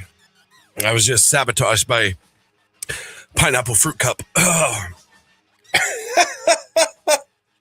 Yeah, that song started, and then Keller started choking. I started getting mildly concerned. Luckily, he responded to me, or I would have had to go do the Heimlich. Oh, man. If you're watching on video, my eyes are watering. I come in at 9, so when I get to like 4 o'clock, 5 o'clock, I need a little snack. So I went and grabbed a little pineapple fruit cup and went to you know how you always got to drink a little bit of the juice off the bat. Well, when I was drinking the juice, a pineapple niblet came back and hit me right. Oh, man. All right, we're back. Sam Bourquin Show on AM 1310 WDPN. Don't unceremoniously back. Here we are, everybody. Let's bring him in. Let's bring in our good friend. He'll be calling games on Q92 Friday nights. Brian Beatty. Welcome in, Brian. Ryan Keller. You all right, man? I'm worried about you. my eyes are watering. I didn't even get to eat my snack. It's just sitting there. So I was watching. I was like, oh, that's all good, man. It's all good. Great. How you doing today? Besides good, man. Pineapple nibbler getting you there. Hopefully this doesn't like bring me like a new nickname where you just start calling me Pineapple or something. No, nothing like that happens around the office. Nothing like that. Well, Brian, last night you were at St. Harlumbos with Mike Voorhees and Mike Dixon, and had a chance to talk to some of the coaches and get to enjoy the coaches banquet. And I watched quite a bit of it last night, and then whatever I missed, I tried to catch as much as I could today. But a lot of coaches there. A lot of energy from some of the coaches, and I thought Mike did a good job yesterday getting to talk to everyone. And what was your takeaway from the St. Harlumbos yesterday? First of all, I gotta get my first disclaimer is I apologize for my videoing. It's hard to keep a phone still. I'm all over the place. I'm still getting used to videoing. So my apologies. I know I had a few people reaching out saying, why is the video so shaky? So I do apologize for that. But what a great atmosphere. That's one of my favorite things, events, to kick the season off. That's, the true feeling that football's here in Stark County. It's great to see all the coaches, athletic directors, principals, superintendents all gathered together for a great meal. The club does, St. Harabalos Church does a great job bringing everyone together for a night. And just everyone's friends for the last time. Now the season kicks off. It's ready to get after it. But some great speeches. Love hearing the new coaches. Second-year coaches feel a little bit more comfortable, and the veterans are ready to go also. So it was a great evening. What were some of your takeaways from the speeches? You get to all the coaches go up and they talk a little bit about their teams in the upcoming season. Who was a coach or a team that you might not have been expecting to hear come from the coach, or how they've progressed through the season? Who do you think could be a potential sleeper here in the area? The one of the sleepers I think is Tuslaw with Brock Dial, Coach Dial. He's an amazing coach everywhere he's been. And everyone not really talking about Tuslaw much. And his numbers are up. He's excited about the season. They're sleepers. No one really talks about it. And they're a smaller school, but he just has that business-like attitude. He doesn't say much, so that kind of excites me when they don't say much and they're just getting after it. So Coach Dial is just a quiet guy. He's the last one to really talk. They go alphabetically. So he was good. Was really Coach Moore, Nate Moore, Maslin, really in depth. He gave, talked about the captains, which I love when they talk, about the senior captains, but gave a what the DNA to be a Maslin Tiger. And I thought that was really interesting. I love, he gave, what is the DNA to be a Maslin Tiger? And we have some video uploaded and you can listen to that. That was really, really good. And then you get some of the Coach Starball, forgot to thank his wife, and he throws the microphone. It hits Coach Moore. You get some of the fun stuff. Coach Atkins, first-year coach, he looks like Hulk Hogan up there. He had the shirt on tight. He was ready to go. He looked like he was ready to play. So they all do a great job. Spider Miller gets up there. I think they're reloading. I mean, they've lost some kids, but they got some kids coming back. They have 28 kids, I believe he said. Wow. And I think they're ready to go again. They're after it. You see some coaches second year with Renzi Parnell and Coach Lino at Perry and Coach Parnell at Camp McKinley. They're starting to put the stamp on the program. And Coach Slate's down at Minerva as well.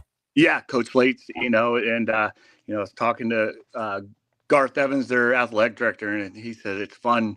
The community's starting to. That's awesome. You feel the excitement. They're expecting to win, get those wins. And that's great on Friday nights when the community starts backing and you get the excitement going again. So, and Jay Rohr, he has that attitude. You just feel it when he gets up there to talk. As soon as no nonsense. You feel it. Yeah, so you feel it that way. They actually scrimmaged. They were one of the earlier scrimmages today. They scrimmaged Hoban. Talked to one of the Hoban coaches. They were impressed with the Molleman kid also today. So they said he threw well. It didn't show a lot. No one really shows much. Yeah. Everyone got out healthy. So that was good. So that was a good test for both teams, and they're done. So there was a lot of other coach. Let me see here. What else I have? Coach DeMarco is kind of the blunt of the jokes with his brand new coach's shoes. I coached with Coach DeMarco for about 10 years. He had the same shoes on. They finally fell apart, and Coach DeGeorge gave him a good ribbon, so that was good.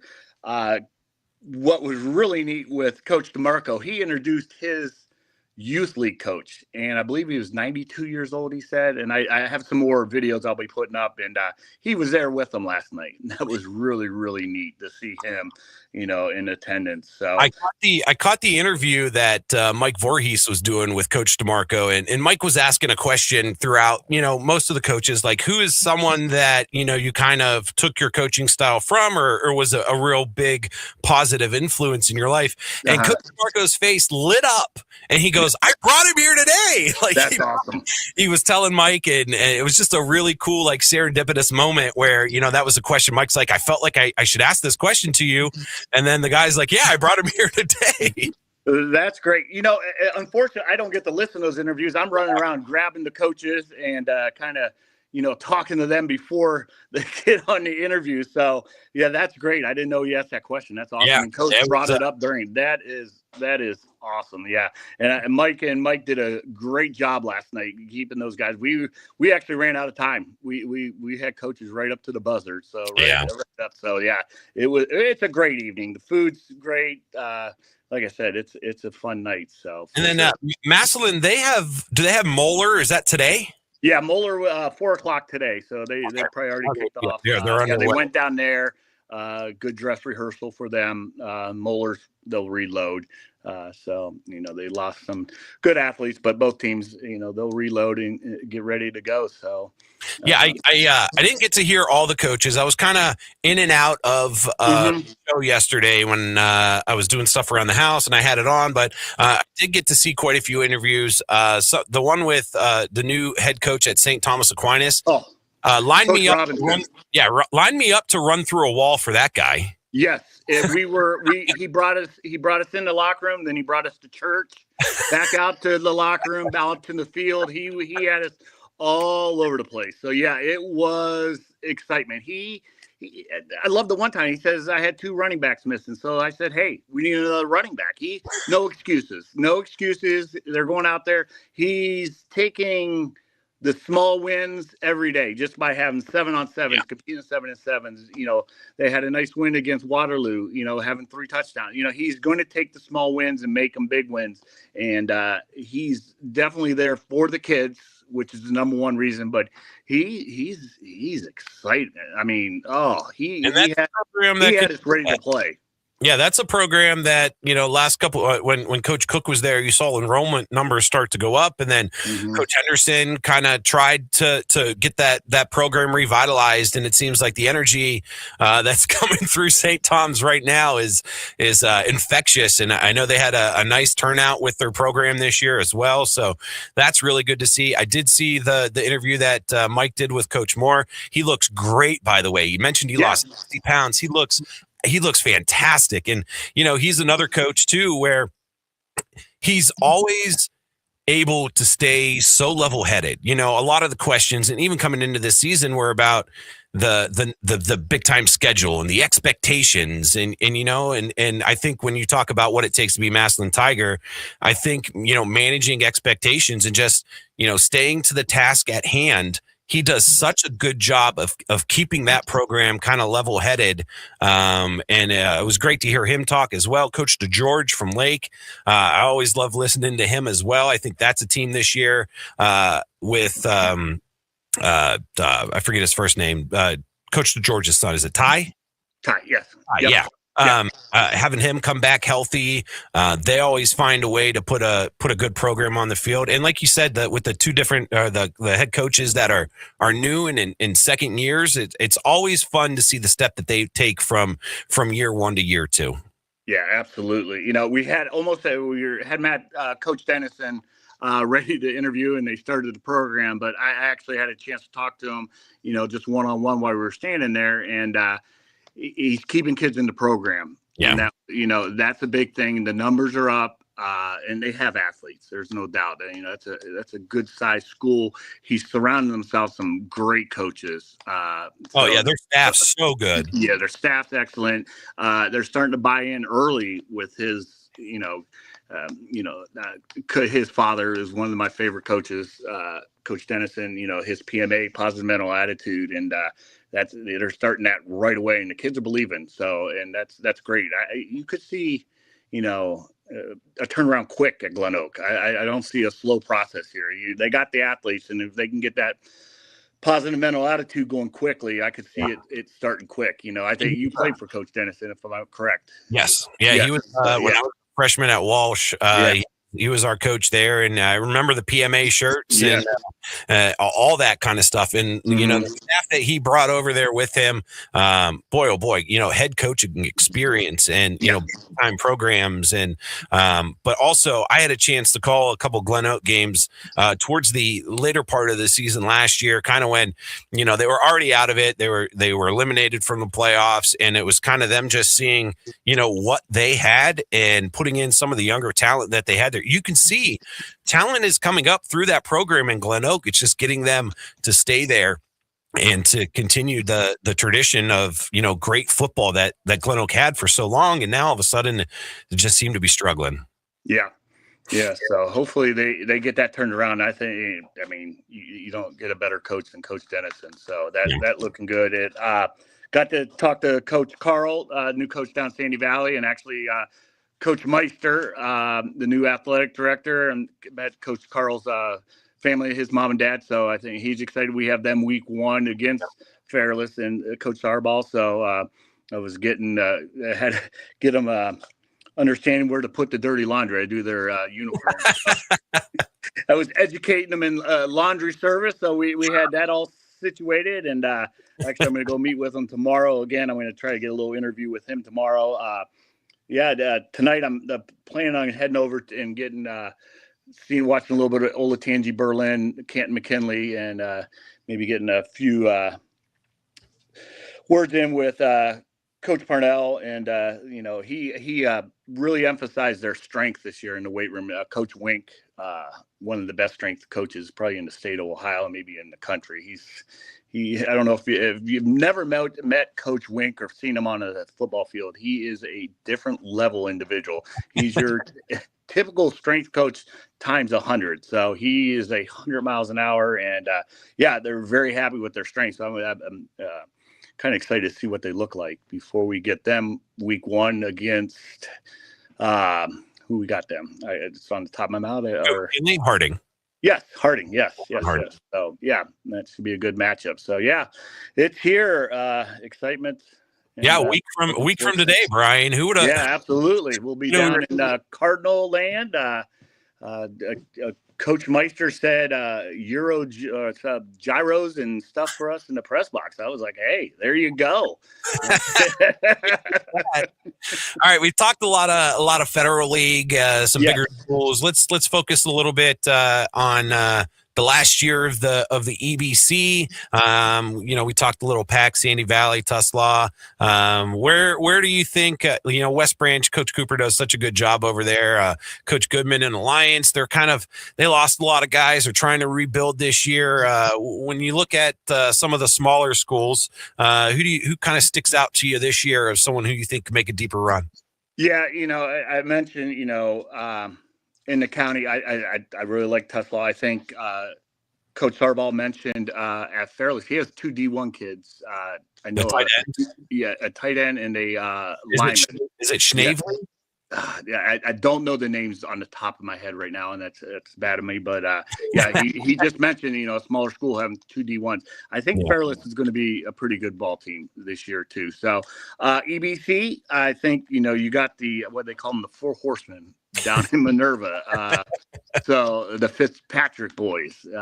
If you met the Fitzpatrick boys, you'd understand that they are 100 miles an hour when it comes to football. So that's great. So they're starting to build that tradition back up.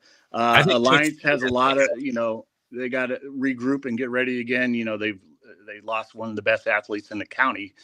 Football player, basketball player, all around great athletes. So they got some catching up to do, but I think the elite of the elite this year. I got a chance to watch him play Lake one-on-one. I thought it was a pretty even battle, but West Branch they're just regrouping. I have a video I'll put out hopefully today or maybe tomorrow. I got to interview their line, and they're 5 new starting linemen, but they held up, and Lake's always physical up front. They held up well. The quarterback going to YSU, the Coffee kid who's going to be a junior. He's all of 6'7", making plays on the defensive side of the ball off the edge, and they have him wide and lined up at tight end. So I think they're still the team to beat in the EBC for sure. They just seem to reload, and they have that Friday night, and those kids from the youth up believe, and they just keep on putting out great football players. So in Marlington, you still have athletes coming. You got the freshman quarterback. A whole year of playing. That's great. They 1 year experience. That's a whole heck of a lot of experience. As a freshman. So you still got to play. They can get some wins that way and get into playoffs. So it's just, I don't know much about Salem that way, and Carrollton I'm not as knowledgeable right now, but the EBC is going to be tough. I think you're going to get a couple playoff teams and see how it goes that way. But I think EBC, my team is probably West Branch. The PAC that way, I think you got Manchester. I know they're outside our area a little bit, but they've seemed to always be good. Northwest is going to be down a little bit. Coach was saying he may have 10 sophomores starting this year. So they are young, but Coach DeMarco always seems to have them ready to go. And Canton South with Coach Bardwell, he's an offensive genius, so they'll be ready to go, and they have athletes. And he's been a coach in waiting for a long time to be a head coach, and he's just chomping at the bit. So I think some great things at South also. That's awesome. I love hearing about the schools, because you're out there more than I am. You're getting a chance to see all the scrimmages and talk to the coaches and know all the information. We usually try to pick your brain when you stop at the station. We're like, hey, Brian, there's not a lot up there, and I see I got a good shining spot. I need a makeup person, or I need to wear a hat, or work with these lights in this office or something. You're rocking the glare. There you go. Yeah, I know. Jeez. I don't know. Is it a glare or a glow? Is it something like that? Yeah, isn't it? It looks like you're rocking a halo, Brian. Yeah, something. Yeah, halo. Yeah, that's what they call it. There's horns somewhere up there. Oh man, but it's always great to have you on, and starting this season off, you're going to be with Sam Bourquin on Q92 this year. I know you've done a little bit of stuff with softball and leading up to this season with Sam, but he's a lot of fun to call a game with. You two seem to get along really, really well as well. So I think the high school football coverage on Q92, I think you guys fit in really well together. Yeah, looking forward to it. Had an opportunity. Clint broke me in the last 2 years. He's you learned from a legend, man. Learned so much from him, and he's heading the right way, and he's going to be doing some games. And Sam, I've known Sam. He's called my games when I played. Not that he's older than me or anything. Not trying to call him out that way, but he's going to take that. I know. Sam's a true professional. I mean, he's a legend. I mean, he's the Hall of Famer when it comes to broadcasting. He's great. And I wanted to do some of the softball and baseball games with him just to see how we, our flow would be. And it was like we worked together forever. I mean, he makes it easy. So this is easy for me, so I just got to talk. I had a chance to work with both of them as well. I've worked with Clint calling games on the FM, and I've been doing Mount Union basketball and did some Mount Union football with Sam for a long time. I think that's what's great about the Q92 sports team. Even Christian, I've called so many games with Christian, but everyone here has been around for an extended period of time, and you learn so much from certain people in the building. Clint, Sam, Christian, Jay's been doing play-by-play for a long time. Mike Voorhees is switching over to play-by-play this year. And, we've got, I think 2 new guys this year, and, it's great to welcome them aboard as well. And I think our team is so good. I think high school football this year is going to be awesome. And it's so great having you out in the communities and in the school systems building relationships. Because at the end of the day, high school football is all about the relationships you build and the things you learn. And, I still, talk to coaches that I played for when I was in high school. The Harding game, their wide receiver coach, Rich Radish, he was our wide receiver coach when I played back at Warren JFK. So being able to go around and talk to all these coaches and stuff, it's really awesome. And I think our team does a fantastic job with it. And, since you've come on board, it's been seamless, Brian. You've been a huge jolt of lightning to this sports team, and we love having you on here, man. No, absolutely. Well, I appreciate that, but yeah, absolutely. You guys have been great. It's been effortless. I just talk, but you guys made it the transition into this world of media, which I never thought I would do. Very, very easy. So yeah, I enjoy every day of it. So just coming in the office, BSing with you guys is great. So yeah, it's been a great transition, and I enjoyed it. And like I said, someone asked me the other day, would you get back into coaching? I was like, no. Why would I get into coaching? I get to go watch the best players play on a Friday night, the best game of the week, and call it, do a little. There's no way. I said this is the best of both worlds. So yeah. And as long as you know the game, the media stuff can come if you're passionate about the sport.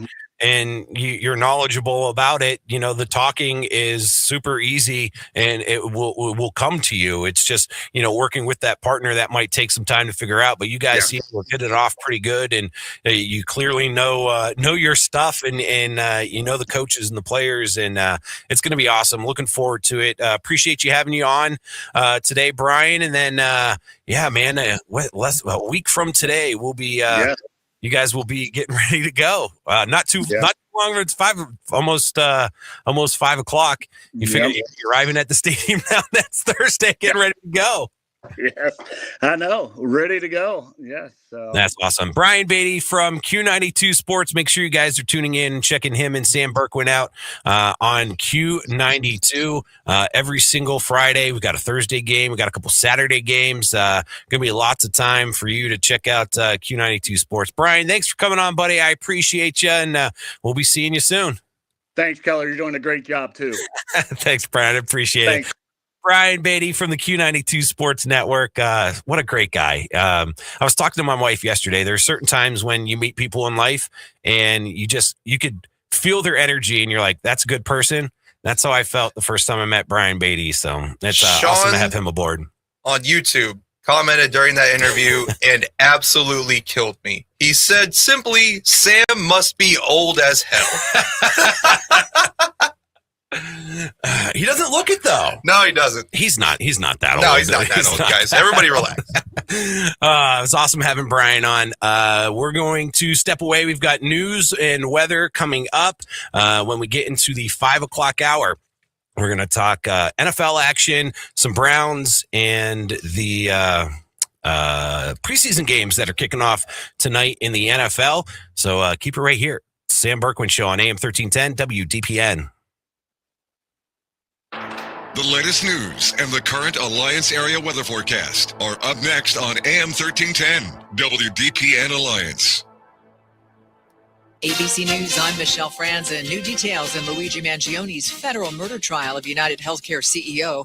Sources familiar with the matter tell ABC News during a conference scheduled for federal court Friday, it's expected that a guilty plea will be announced in connection with the federal prosecution of Mangioni. ABC's Matt Rivers has more. We've been here before. Earlier this year, we reported back in June that both sides were discussing a potential guilty plea, only for that to fall apart. We also heard from the defense team earlier this year that they were planning to pursue some sort of psychiatric defense before withdrawing that argument. So there's a couple of things that have happened that suggest that this legal team is willing to change course if it finds it prudent to do so. In Massachusetts, the trial concluding for the day for Lindsay Clancy. She's the mother charged with killing her 3 children. Defense attorneys argue that Clancy suffered from postpartum psychosis and did not receive adequate medical care. On Wall Street today, stocks ending higher. This is ABC News.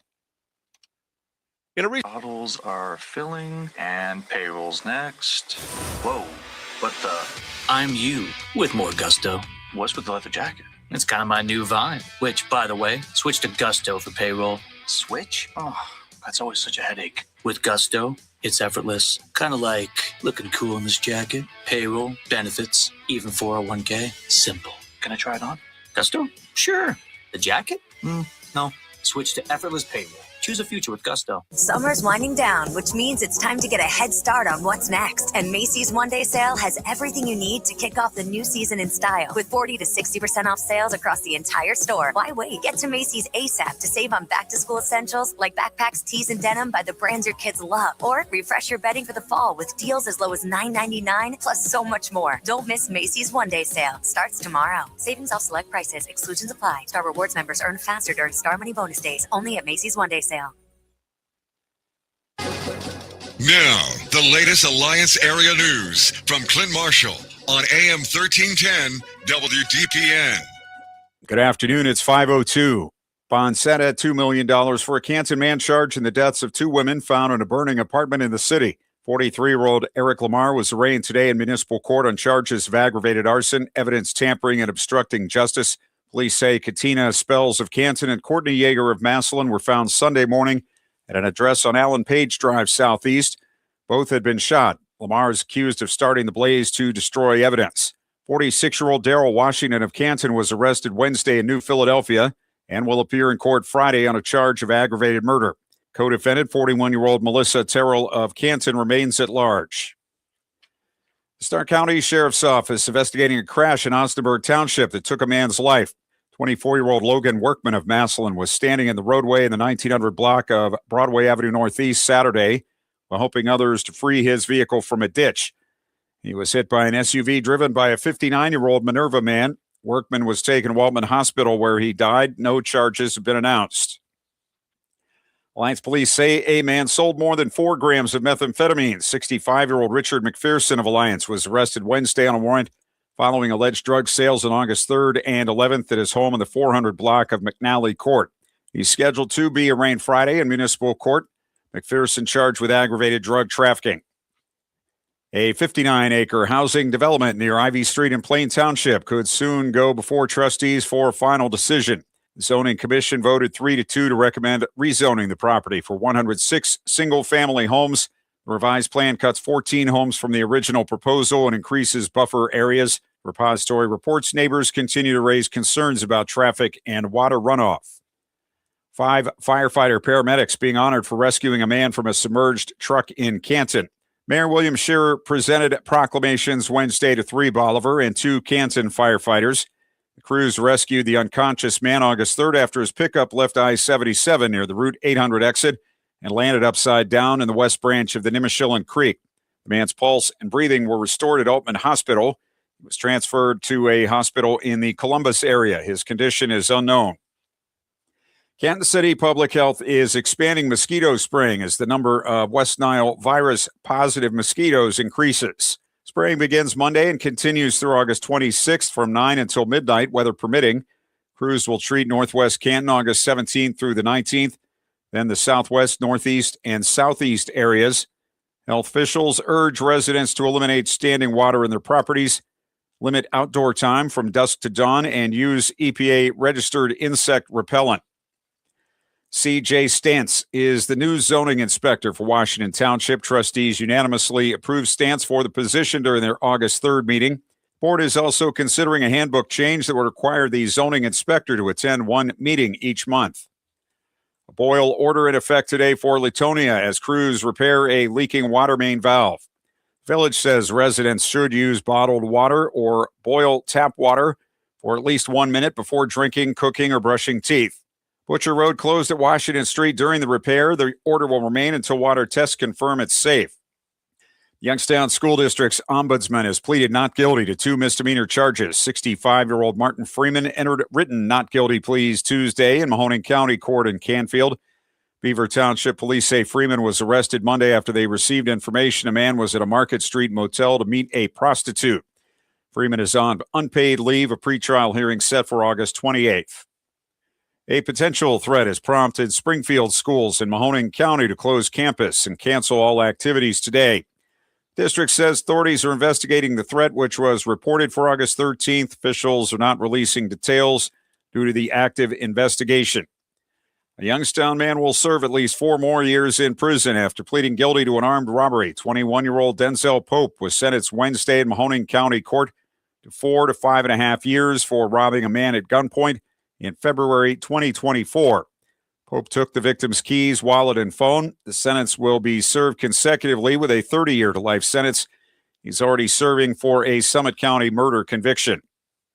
Fugitive wanted on attempted murder and other charges is dead after authorities say he shot himself in Howland Township. U.S. Marshals say the man had been on the run since 2022 and was hiding in a home on Highlawn Avenue. He fled into a wooded area Wednesday afternoon where officers later found him dead. His identity has not been released. A Toronto, Ohio man will serve 3 years on probation after an incident that ended with him being shot by police in Howland Township. 25-year-old Colin Gilmore was sentenced on a felony charge of inducing panic. Police say he approached an off-duty officer in a parking lot at a former restaurant in February. Another officer shot Gilmore during the encounter. No officers were hurt. Police have not said whether Gilmore had a gun. 79 degrees at 5:07. This is the local edition of WDPN News. I'm Clint Marshall. Meteorologist Mark Johnson has the latest forecast on AM 1310 WDPN. A cloud-sun mix on the way for your Thursday afternoon. Staying warm, 83 degrees for the high with just an isolated random shower by late in the day. Overnight, isolated thunder showers through midnight, then drying out. Our low 64. I am Mark J. Weather from 3 News. Live from the AM 1310 WDPN studio, it's time for live and local sports talk. It's the Sam Bourquin Show. I'm ready. Give the show a call at 330-821-1310. Good call, meatball! Watch the Sam Bourquin Show on the AM 1310 Facebook page, the Q92 YouTube page, and on X. This is the Sam Bourquin Show on AM 1310 WDPN. Major league lead in round trippers. 2-1 slider here. McDermott thinking maybe Matt Olson is sitting fastball. Can I put something in the strike zone that has a wrinkle? The answer is no, you cannot. As he hammers this thing 423 feet. Denver. That one rifled toward right. Walker on the run, still going. He dives! What a catch! Jordan Walker takes away a double. Sound. High fly ball, left field. That one heading towards the bullpen, and that is gone. It's a 3-homer game for Alex Bregman, the first of his career. What a night for Bregman. And it is all Cubs here in D.C. Yeah, I love that smile. He's knocked in 7. And welcome back to the Sam Bourquin Show on AM 1310 WDPN, final hour of today. Sometimes I just want to cut that mic on like 3 seconds earlier. Why? Just because it'd be funny. Just to catch the clip of the last thing we say? Yep. Just so nobody knows what we were talking about. They just get the last like 2 words. Burnt down. Welcome back. No. Yeah, exactly. Exactly. You get what I'm saying. Oh, thanks for being here. I'm Keller filling in for Sammy B. Ryan Rainsberg's here with me. Ryan and Ryan. It's the same Ryan it always is over here. Yes, different Ryan on the glass. Yeah. But that was nice for Brian Beatty to join us, talk high school sports, get to hear all the insides of him going around to different schools and. Hold on, what's this? Yeah, that man watches a lot of football, a lot of high school football. Oh, before we get into all that, this just came through. Is it breaking news material? Kind I have a of. thing for this. Hold on. I don't know what it. I think this is from now. Yeah, let's see here. Breaking news! Breaking news! Oh, is that the breaking? That's the breaking news music. Breaking news! Breaking news! Adam Schefter. Had edited, this was probably 3:00, so a little bit ago. We were talking about Jaden Daniels. Breaking yes. And Jaden Daniels addressed the issue with LSU. If you missed it, Jaden Daniels has told the LSU that they're no longer allowed to use his name, image, and likeness because he felt disrespected. They let a sophomore cornerback wear number 5, which is what Jaden Daniels wore. So he went to Instagram, and here's what he had said on Instagram. He goes, "I've been locked in on training camp, and that's where that's been my number one focus. I have a lot of gratitude for my time at LSU, and I'm proud of what my teammates and I accomplished there. Obviously, there are issues to be worked out between my team and LSU, and my hope is that it will get done privately. My sole personal focus is on Commanders football. I realize the business of football is unique, and I trust that this can all be resolved." Okay, so I have one question. Yeah. Who initially put out the statement announcing that this was happening? I think just news did. Just news? Yeah. Okay. I don't know if, because he says he wants it handled privately, but like, yeah, that was my thing. But also, why like pomp and circumstance? It says, obviously, there are issues here to be worked out between my team and LSU. I think he means like his manager team. Yeah. But like, what? This whole thing is very silly. Is just stupid. It's this dude has an ego, and he can't get over and the crazy thing is that social media is they're blasting him as well. Yeah, I mean, all morally aside, or like, it's just lame. It's just the dumbest thing. Yeah. I think a lot of people are looking at this and being like, seriously, dude, like your butt hurt that someone you play for the NFL. What are you worried about? What's he going to do when he leaves the Commanders? Yeah, hey, Commanders. You can't wear my number. And, you can't use my name anymore, Commanders. So that's that. The NFL, See how that goes. I mean, hey. That was our poll question of the day, too. That might get us somewhere if he does it to the NFL, too. Then we'll really have some court cases. Yeah, I think a lot of that stuff's in their contract. Yeah, that was a bit. Yeah. Well, I mean, like, NCAA's never really had to. No, this is not a problem they've had before because they're not the NFL. But unfortunately, they are slowly becoming the NFL, or the mini NFL, whatever you want to call it. Yeah, it's the minor league NFL.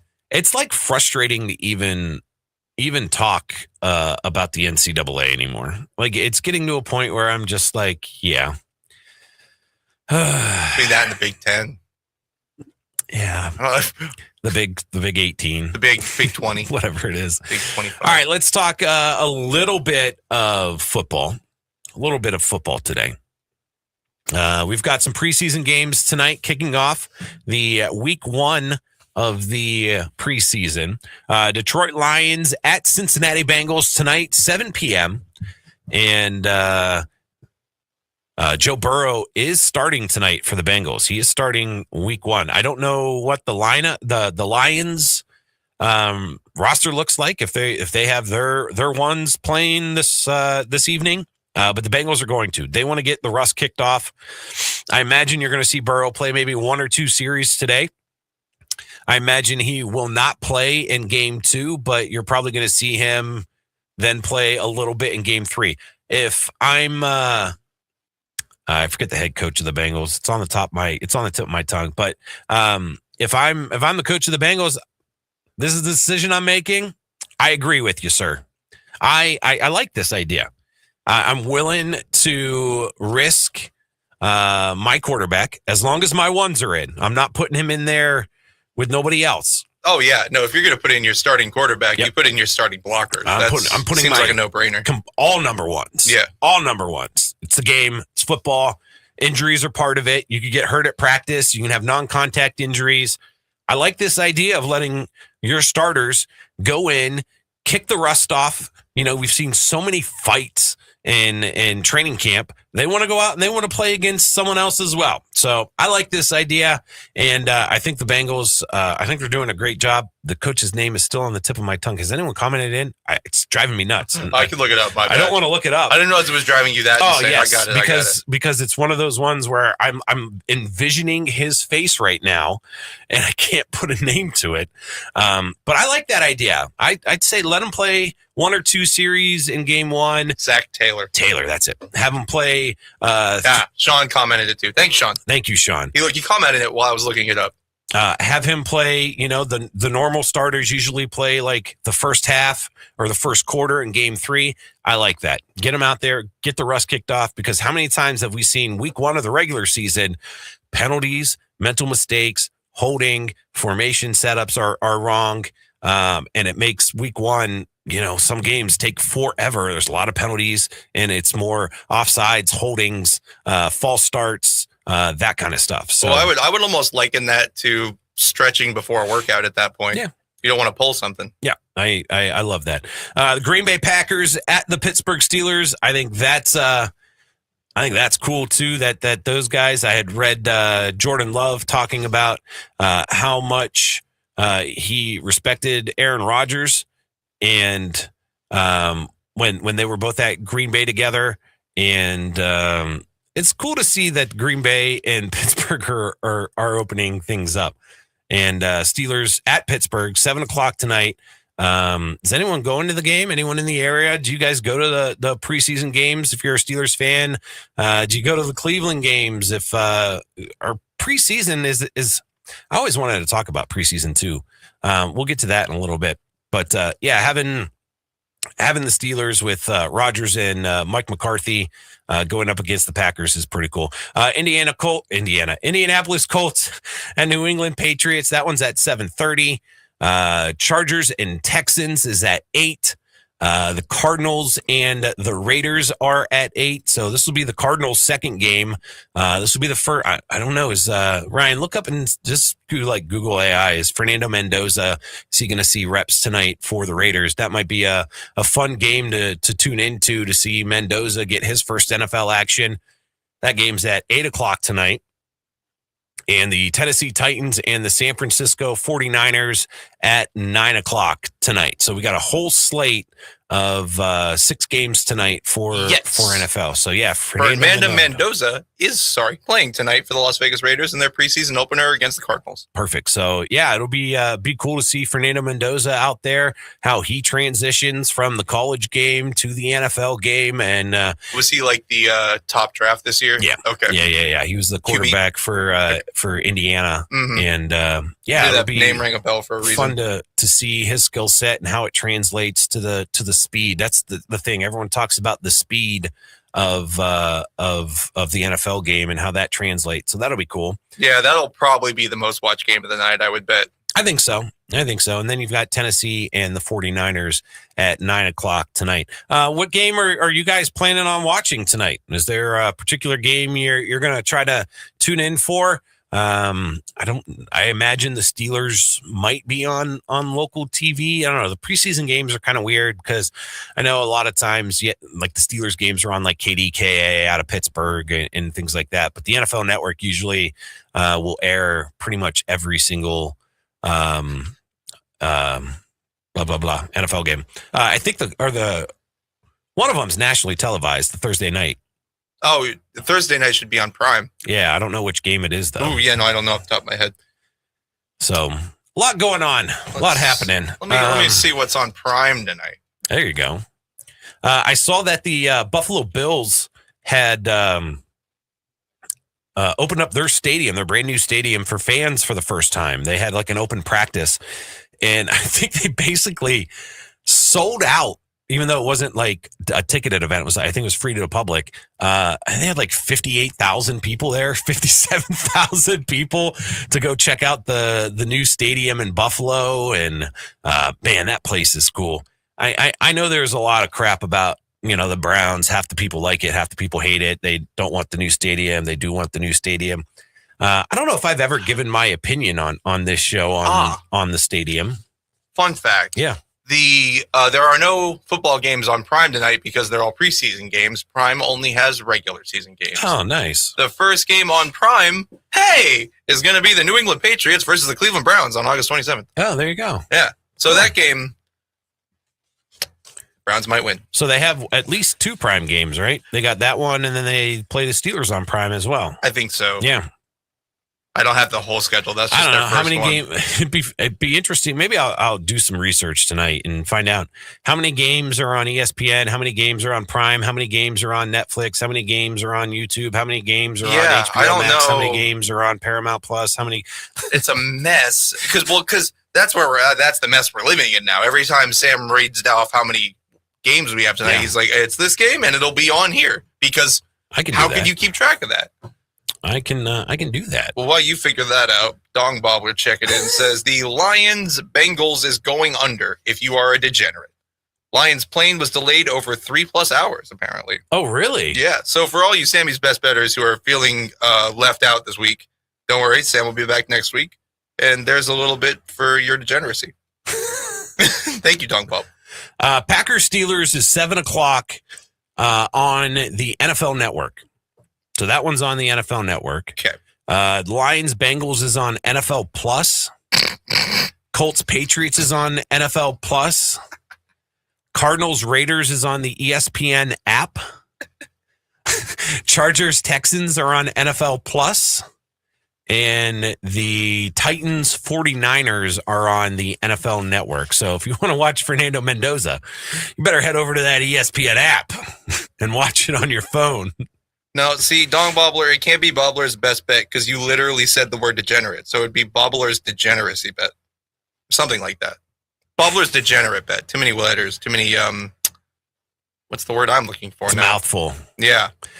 Syllables. Browns Bears, they're on Saturday. I'm assuming you can watch them on Channel 3. Yeah, if they're on Saturday. Yeah, it doesn't have anything listed on. Oh, maybe it did. Oh, NFL Network, 1:00. We lied. So there you go, 1:00 on the NFL Network. You'll be able to check out the Browns and the Bears. And the Browns announced they do have a starting quarterback for week 1 of the preseason. So Deshaun Watson's going to start. Nobody's surprised to hear that. Who's I playing imagine. tonight? What's that? Who's playing? Oh, no, they're not playing tonight. No. Never mind. Yeah, their first game's on Saturday. Yep. Yeah, I imagine they'll probably go 1 or 2 series with Deshaun. Maybe series 1 with Deshaun, series 2 with see, I can't. My tablet never connected, so I can't see the comments coming through. Don Bobbler said, Don's degenerates, and I'm very proud of you today. That's fantastic. That's so good. Thank you for that. That is pretty great. That's very good. So yeah, I imagine that Watson will play series 1. You'll get Shador playing series 2, Watson series 3, Shador series 4. And then you'll probably see Dylan Gabriel and the other guy that's going to end up being cut around the practice squad. You'll see him quite a bit too. So that'll be Saturday.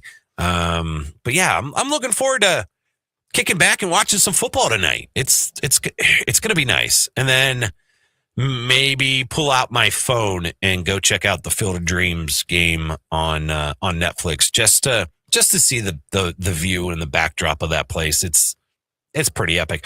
The NHL did a Winter Classic when they were out in Lake Placid. The view was just incredible. It was stunning. And that's the same feeling I get when I see this Field of Dreams game. It's just really cool. What else do we got for you? I think we got a break right now. Oh, cool. Let's do that. Let's step away and take a break.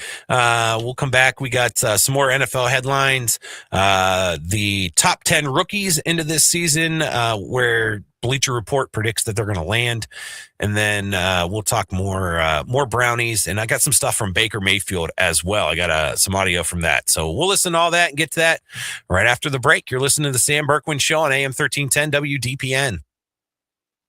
AWP Safety, North America's leading traffic safety company, is hiring traffic control flaggers, and they need you. Join AWP as a protector for steady work and an important job keeping people safe. They offer paid training, certification, referral bonuses, and advancement opportunities. To apply, visit jobs.awpsafety.com. That's jobs.awpsafety.com.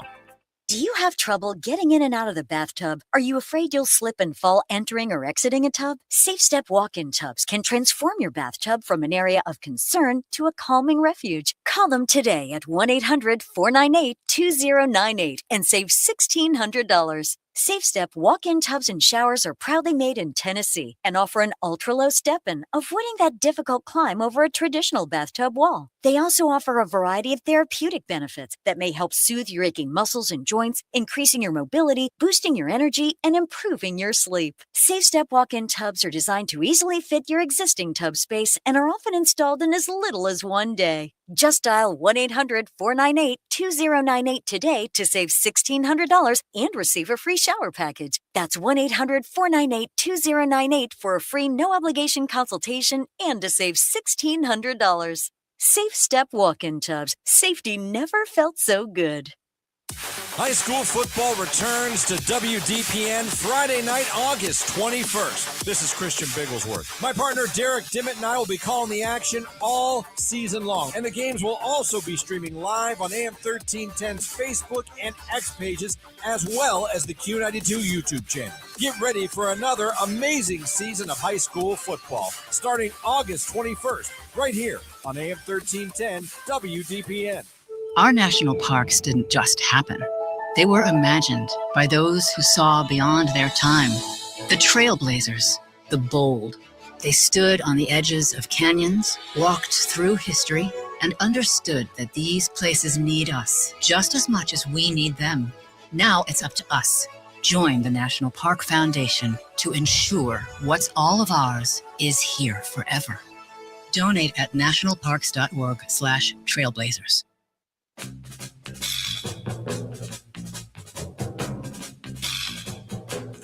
And welcome back to the Sam Bourquin Show on AM 1310 WDPN. We've got today's events in sports history, August 13th. And I got to tell you, when I went through and found these, there's a lot of them on here. So I just went through and picked out some of the more prominent ones. So let's get into it. 1910, the Brooklyn Superbas. Was it Superbas? I never heard of it. I don't know. I wasn't around in 1910. Superbas. And the Pittsburgh Pirates play the game of perfect symmetry in baseball in an 8-8 tie. Both teams had 8 runs, 13 hits, 2 errors, 12 assists, 5 strikeouts, 3 walks, 1 hits batsman, and 1 pass ball. Nice. That's incredible. Could you imagine looking at that box score? That's my jam right there. 1948, Satchel Paige at 42 pitches his first major league complete game as Cleveland beats the White Sox 5-0 in Chicago. A lot of Indians, Cleveland Indians. I'm going to call them the Indians because that's what they were called back then. 1958, the Cleveland Indians right fielder Rocky Calavito makes his pitching debut, hurling 3 hitless innings as Detroit wins 3-2. 1988, Boston Red Sox win an AL record of 24 consecutive home games. That's crazy. We talked about jersey numbers earlier. 1993, Toronto Blue Jays outfielder Ricky Henderson pays Turner Ward $25,000 for the uniform number 24. That's $1,000 a number. Right. 2006, Cleveland Indians first baseman Travis Hafner ties Don Mattingly's MLB record of 6 grand slams in a season when he homered off Kansas City's Luke Hudson. 2008, American swimmer Michael Phelps wins 3 gold medals, all in world record time in one day at the Beijing Olympics. And then 8 years later, 2016, American swimmer Michael Phelps ends his career at the Rio Olympics as part of winning the 4x10 medley relay, his record 23rd gold medal. And finally, in 2017, PGA Championship men's golf at Quail Hollow Country Club. Justin Thomas wins his first major by 2 shots. And that's your This Day in Sports History. And we've got news and weather coming up. We're going to send it to Clint Marshall and to Mark Johnson. And we'll be right back. It's the Sam Bourquin Show on AM 1310 WDPN. Now, the latest area news on AM 1310 WDPN. Good afternoon. It's 5:30. Luigi Mangione is expected to plead guilty Friday morning in his federal case tied to the murder of United Healthcare CEO Brian Thompson in an apparent bid to dodge a life sentence. 28-year-old who is set to appear in Manhattan federal court is charged with 2 counts of stalking resulting in death stemming from the December 2024 killing on a Manhattan sidewalk. Mangione would still likely face a life sentence if he were to plead guilty, but according to sources familiar with the matter, would hope U.S. District Judge Margaret Garnett doles out a lesser sentence. Such a deal could end up crippling a separate state trial set to start next month because of New York's rules against being tried twice for the same crime. The producer price index unchanged in July compared with June. The Bureau of Labor Statistics said Thursday the index fell 0.3% in the prior month, indicating falling prices. Economists had forecast the broad index of prices received by U.S. businesses to rise by 0.2%. Compared with a year ago, producer prices are up 4.7%. Economists had forecast a 12-month increase of 4.9% after a reading of 5.5% in June. Energy prices fell 3.1% from the prior month, the second consecutive month of falling energy prices. Food prices fell by 0.9%, the largest decline in over a year. Excluding food and gasoline, the producer price index rose 0.2% in July and 4.2% from a year ago. The consensus forecast was for a 0.3% increase. Military officials said Tuesday fighter jets intercepted a civilian plane flying in restricted airspace over Geneva, Ohio, where President Trump was attending a youth athletic tournament. NORAD, which secures airspace over the U.S. and Canada, said F-16s used flares to alert the pilot at around 6:15. Plane, which was in violation of the temporary flight restriction over the area, was escorted back to the ground. The FAA placed a restriction over Geneva as President Trump traveled to the city for a tournament called the 2026 Patriot Games. Fighter jets were also scrambled over Bedminster, New Jersey over the weekend, where one of the president's golf courses is located. City of Milwaukee's election results were delayed Tuesday night after a data download error. The delay, which added more than an hour to the reporting timeline, delayed determining the winner of the Democratic primary and other down-ballot races. When Election Commissioner Paulina Gutierrez arrived at the Milwaukee County Courthouse to drop off almost 28,000 absentee ballots, officials discovered 5 of 9 USB drives had election audit logs and not the results for more than half the absentee ballots. County Executive David Crowley had a narrow lead when the absentee results were delayed, with a race likely to hinge on the USB drives. Crowley won by 0.4 of a point over State Representative Francesca Hong, who led by a large margin in polling a week before the election. Homeland Security officials say a suspect accused of killing a homeowner in Northern California had just gotten out of custody and is in the country illegally. ABC's Alex Stone reports. Marcos Hirate Valdez is accused of showing up at the Martinez, California home of 68-year-old Todd Stewart. When Stewart confronted Hirate Valdez, finding him burglarizing the home, police say Stewart was stabbed and killed. Prosecutors say Hirate Valdez had been released from custody 1 day before the murder. He had been in custody for other alleged burglaries, but was released pending trial. And the Department of Homeland Security says he's in the country illegally from Venezuela with citizenship in Spain. He's now in custody, charged with murder. 79 degrees at 5:33 for WDPN News. I'm Clint Marshall. Now, the Alliance Area Weather Forecast from Mark Johnson on AM 1310 WDPN. Sunshine mixing with clouds for your Thursday. Many dry hours. In fact, only about a 10% chance for a shower toward evening. 83 degrees for the high. Overnight, isolated rain and rumbles of thunder through about midnight, then drying out, 64. From the 3 News Weather Center, I'm Mark Johnson. Loving you isn't the right thing to do. How can I ever change things that I feel?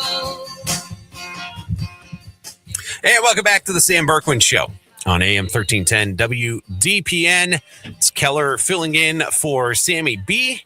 That bumper music yes. is from Joey. Joey says, "Hey, Keller." Thank you, Joey. How you doing? It was nice to see you at the parade. You got a little busy since you called me, Joey, but I worked it in there. But all right, let's get back into talking some sports, because that's what we're supposed to do here, right? We've done that for the past 2.5 hours. I think we're pretty free and clear at this point. I think we've been doing pretty good. We talked almost entirely sports today. It's been a mix. We kind of go off topic a little bit, but I mean, that's Sam's show too, so that works out then. Look, ultimately, Other than the face on the camera, same show. No, definitely not. Don't put me in that same category. What? I'm here. Yeah. What am I? Chopped liver? I'm half the show, man. it. Right now, probably like 25% of the show. All right, so yeah, you got to stop me at some point. It's like, shut up, Ryan. No, We got good. stuff to talk about. We got to talk about. I actually have stuff to talk about. So that is right. So Todd Monken announced that Deshaun Watson will start game 1. He also said that Shador will assume the starting duties on game 2. So August 22nd against the Buffalo Bills, Shador Sanders will start that game.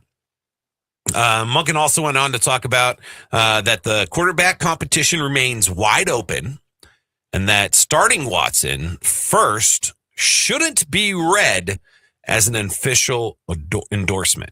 Well, no, it's the preseason. I would assume at this point Monken is just trying out his quarterbacks. He's probably leaning that way, though. That's why you're giving him the nod first. Oh, yeah. Like yes, we don't have to read too much into it, but we're going to read into it. Clearly, you think he has a slight advantage. You want to see any logical person is going to go best chance, second best, third best. Plus, right you've got down the line. $230 million. I know it's been tweaked and he's taken restructures, but $230 million. Leo Gabriel a lot of money. Get his ass out on the field. Watson needs to. He really needs to. He needs to find a way. He needs to prove himself. He's never proven himself. He is. Here you go. Ready? He's 9 and 10 and 19 starts. But that's not even the part I'm worried. It's the injuries, man. Injuries is where I'm worried. Shador, we always talked. We talked about Brian. We like to see the jump from season 1 to season 2. Is he going to make that? We talked a lot about Jaden Daniels today. I mean, Shador doesn't have to worry about that because his number is retired at Colorado.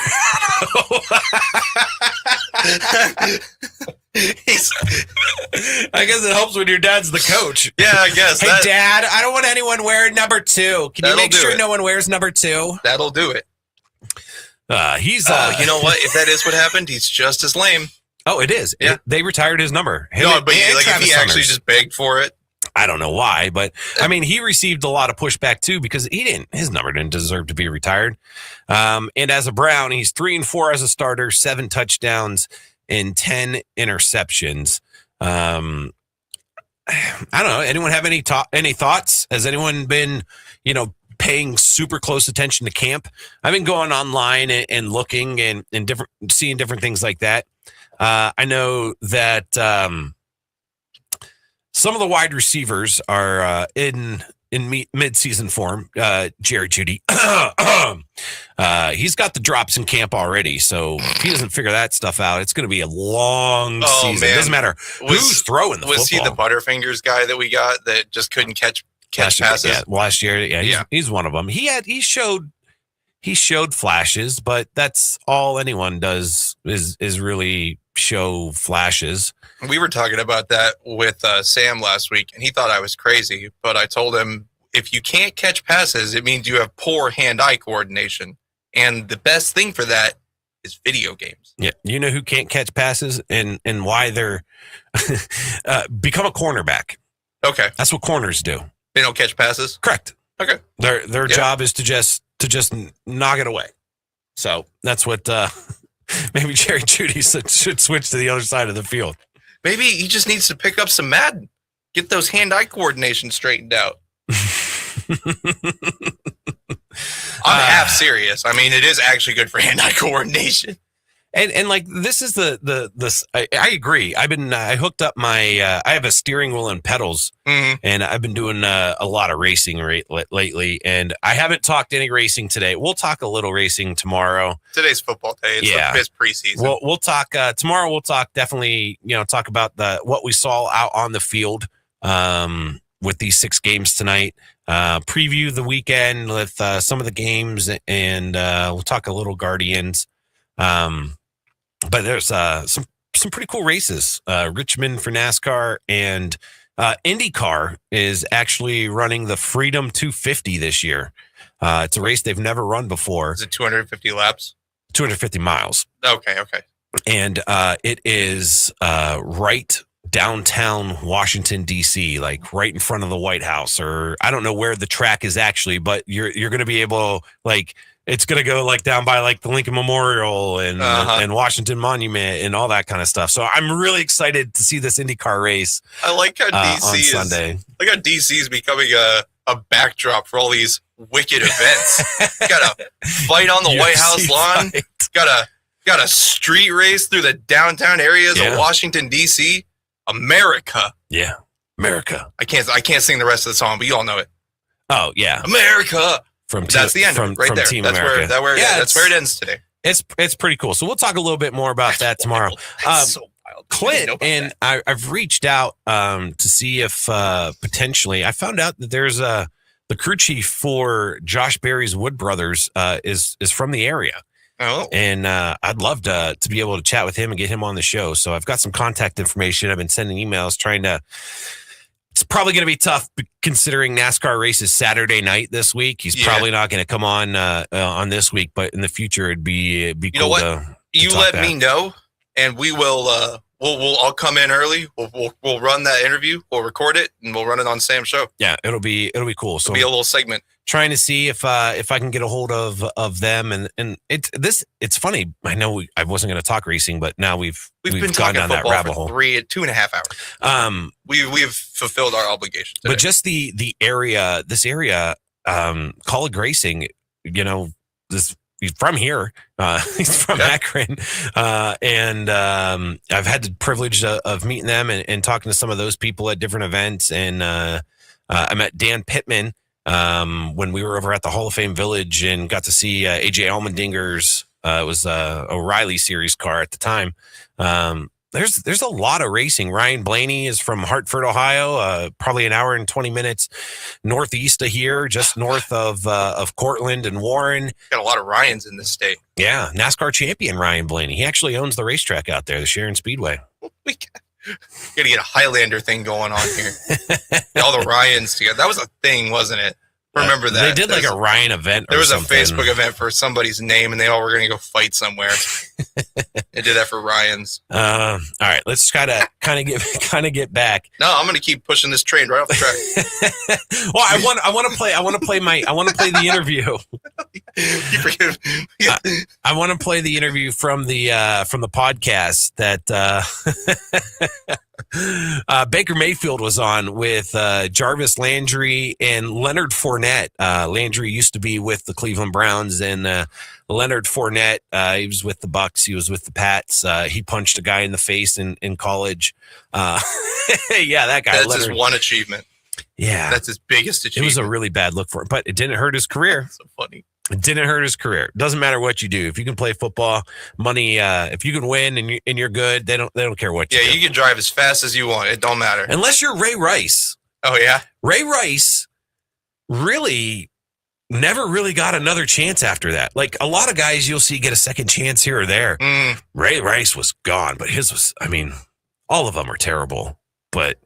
Yeah, Ray Rice never saw the field again. Never saw the field again. All right, so we got this clip. It's Baker Mayfield kind of talking a little bit. It was Fournette mentioning, how Cleveland was a bleep show, and Jarvis kind of he doesn't really say a whole lot. He kind of just lets Baker go. I think it's interesting. I just want to know, can y'all tell me how, in Cleveland, was it a show? I'm away from the man that they counted out. I'm just being real. It was eye-opening to see that it wasn't just football. For me, going from college to the NFL, it wasn't just about how do we win. Yeah. There was a lot of people that are involved in it, and not everybody was trying to help us win. Not everybody was trying to do their part and do their role to do that. So I think that was the most eye-opening part. There was ups and downs for sure. But a lot of downs. When I came in 2018, the amount of high draft picks they had in the past couple of years, the free agent signings that we had before I got drafted, the culture was really starting to change. And that's a credit to John Dorsey, Elliott Wolf, Wazo Highsmith for bringing in football guys to truly try and change it.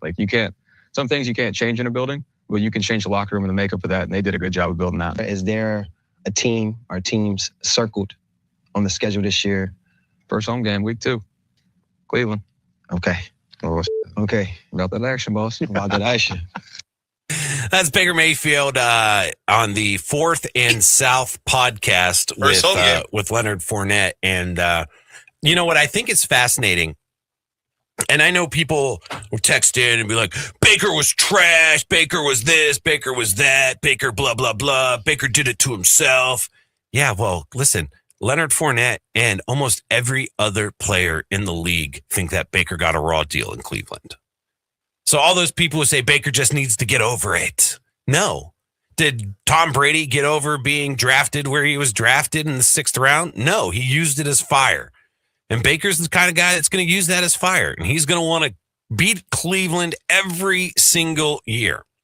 But I think it's really interesting that other players from the outside looked at Cleveland and were like, was it really a beep show? Well, yeah, it was.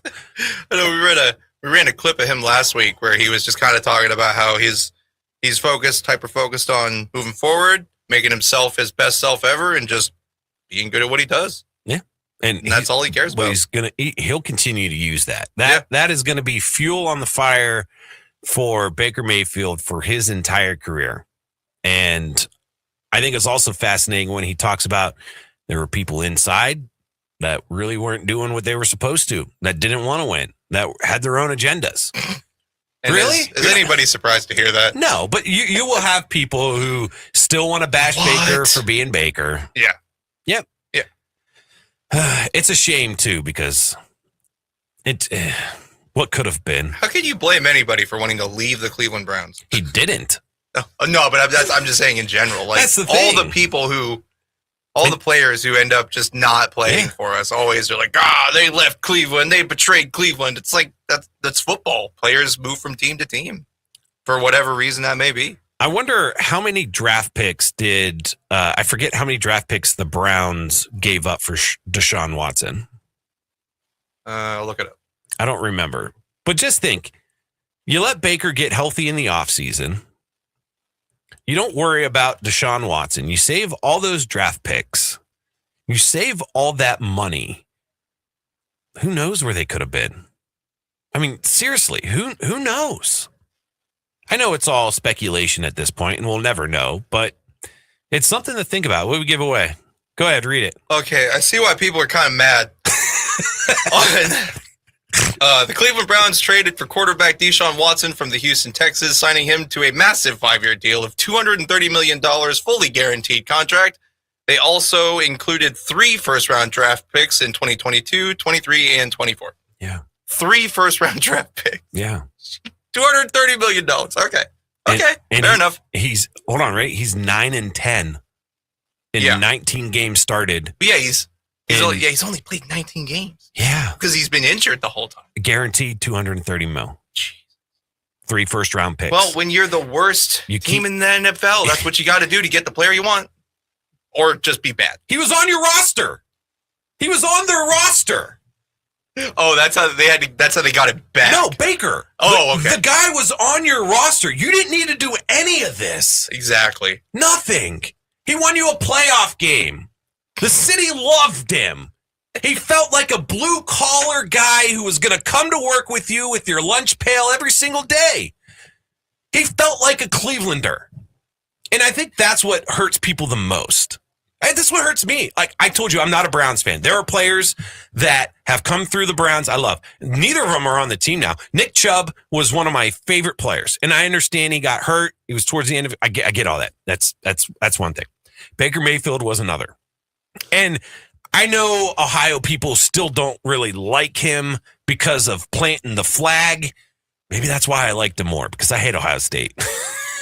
Oh, it looks like Dong Balber's a fan. He says, Baker Mayfield, as sad as this is, was the greatest Browns QB since Otto Graham. Yeah. I mean, I love Bernie, but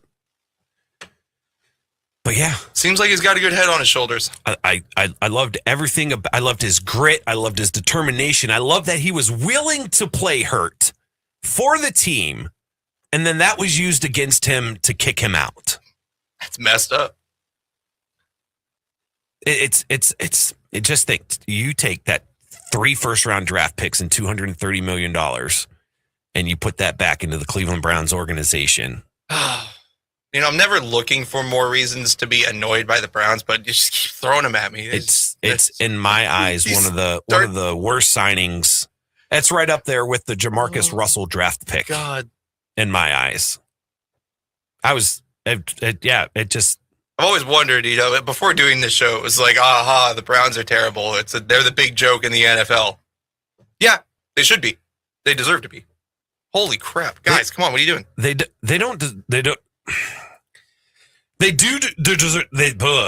deserve. You got it. They do deserve it, but at the same time, they don't deserve it. Like, they've mismanaged that organization for a long time. Yeah, well, I guess. Do they deserve to be the laughing stock? They do because of the decisions they've made, but they also don't deserve to be. They don't deserve that. No, the Haslams do. Yeah. They deserve all that ridicule and vitriol because it's their fault. And, you know, I don't feel sorry for Browns fans because they wouldn't want me to feel sorry for them. No. They wouldn't want me to feel sorry for them. No. We don't feel sorry for you. We stand here and collectively hate the Haslams with you because they are running your team into the ground. Yeah, I want them to do good. I want to see them win. I'm not rooting for them to lose. All my friends are Browns fans. Everyone I'm around are Browns fans. Like, how could that not rub off on me? Yeah, it's obviously frustrating to see because it's just them needing to get out of their own way. 100%. So it's not anything like it's not a money issue. They're not being. It's like they just literally need to get out of their own way. An owner needing to get out of their own way. Who'd have thought? Jerry Jones, how's that working for you in Dallas? Yeah, I've heard. How's that been since the 90s? Not great. We were talking a couple weeks ago about like who the best owners are in sports, and everybody collectively agreed that Dan Gilbert should just own all the Cleveland teams. Oh, and all of sport. All of the Cleveland teams. Oh, just the Cleveland teams? teams? No, we just, through that conversation, we all collectively agreed that Dan Gilbert we'd be better off if he just owned all 3 Cleveland teams. He could run the guards. It's fine. He'll do great. No, there are some good owners out there. Yeah, Dan Gilbert, I stand here all day and say is one of them. I'm obviously a little homer, but the Rooneys have run a first-class organization in Pittsburgh. I mean, they've done a fantastic job.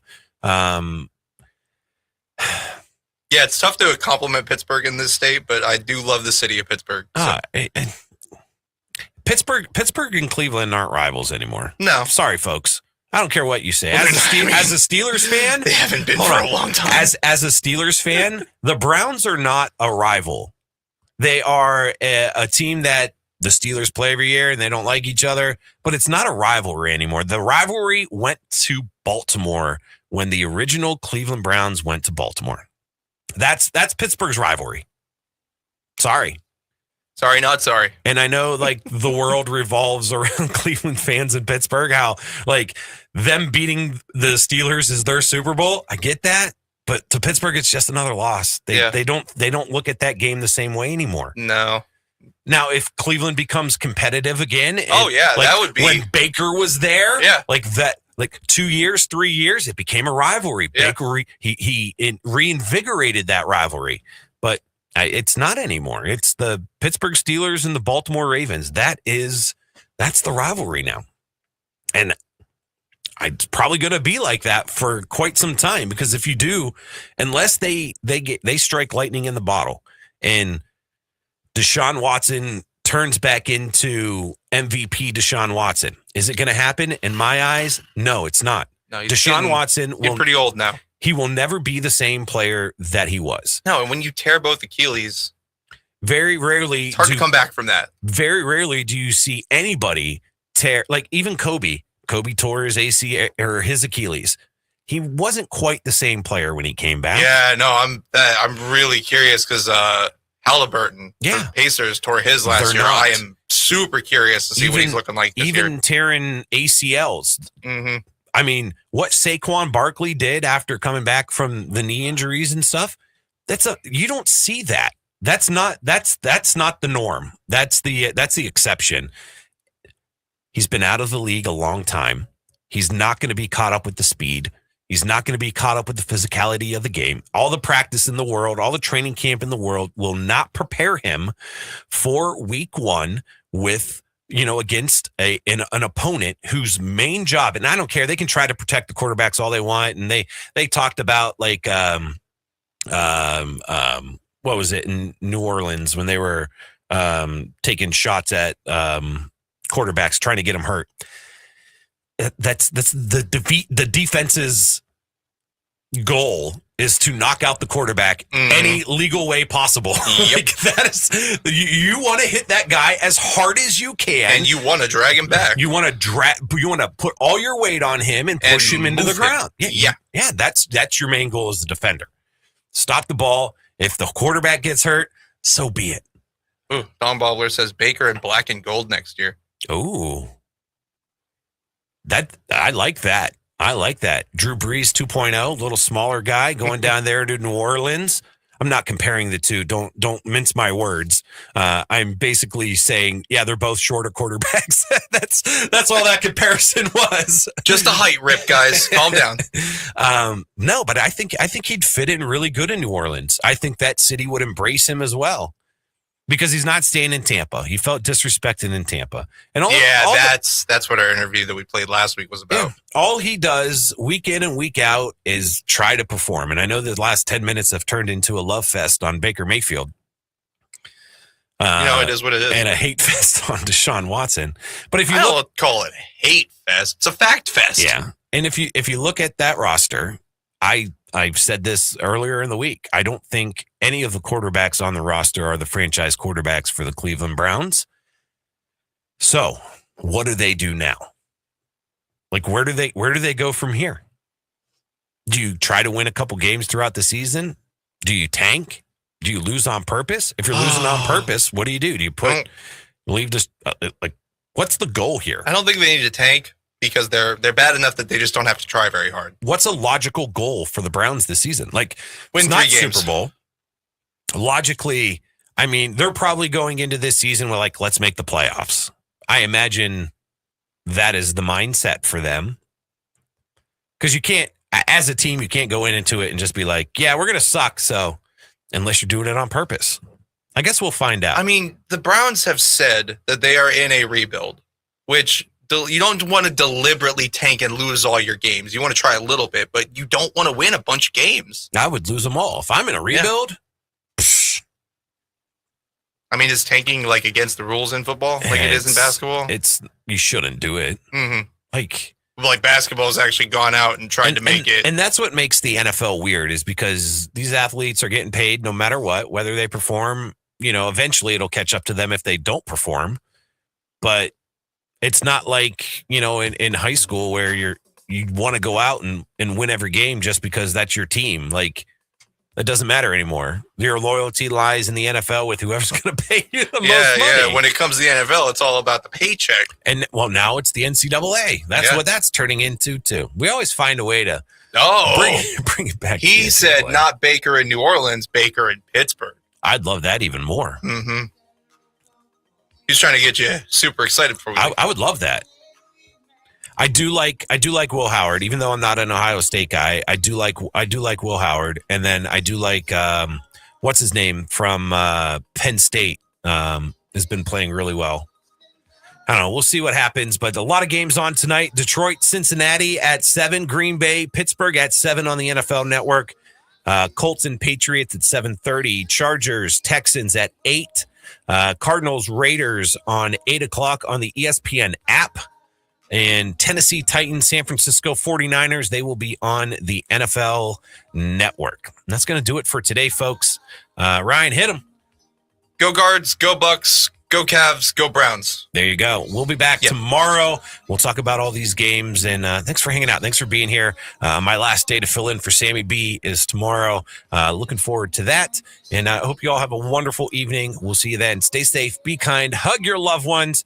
I'll see you tomorrow. Thank you for listening to the Sam Bourquin Show on AM 1310 WDPN.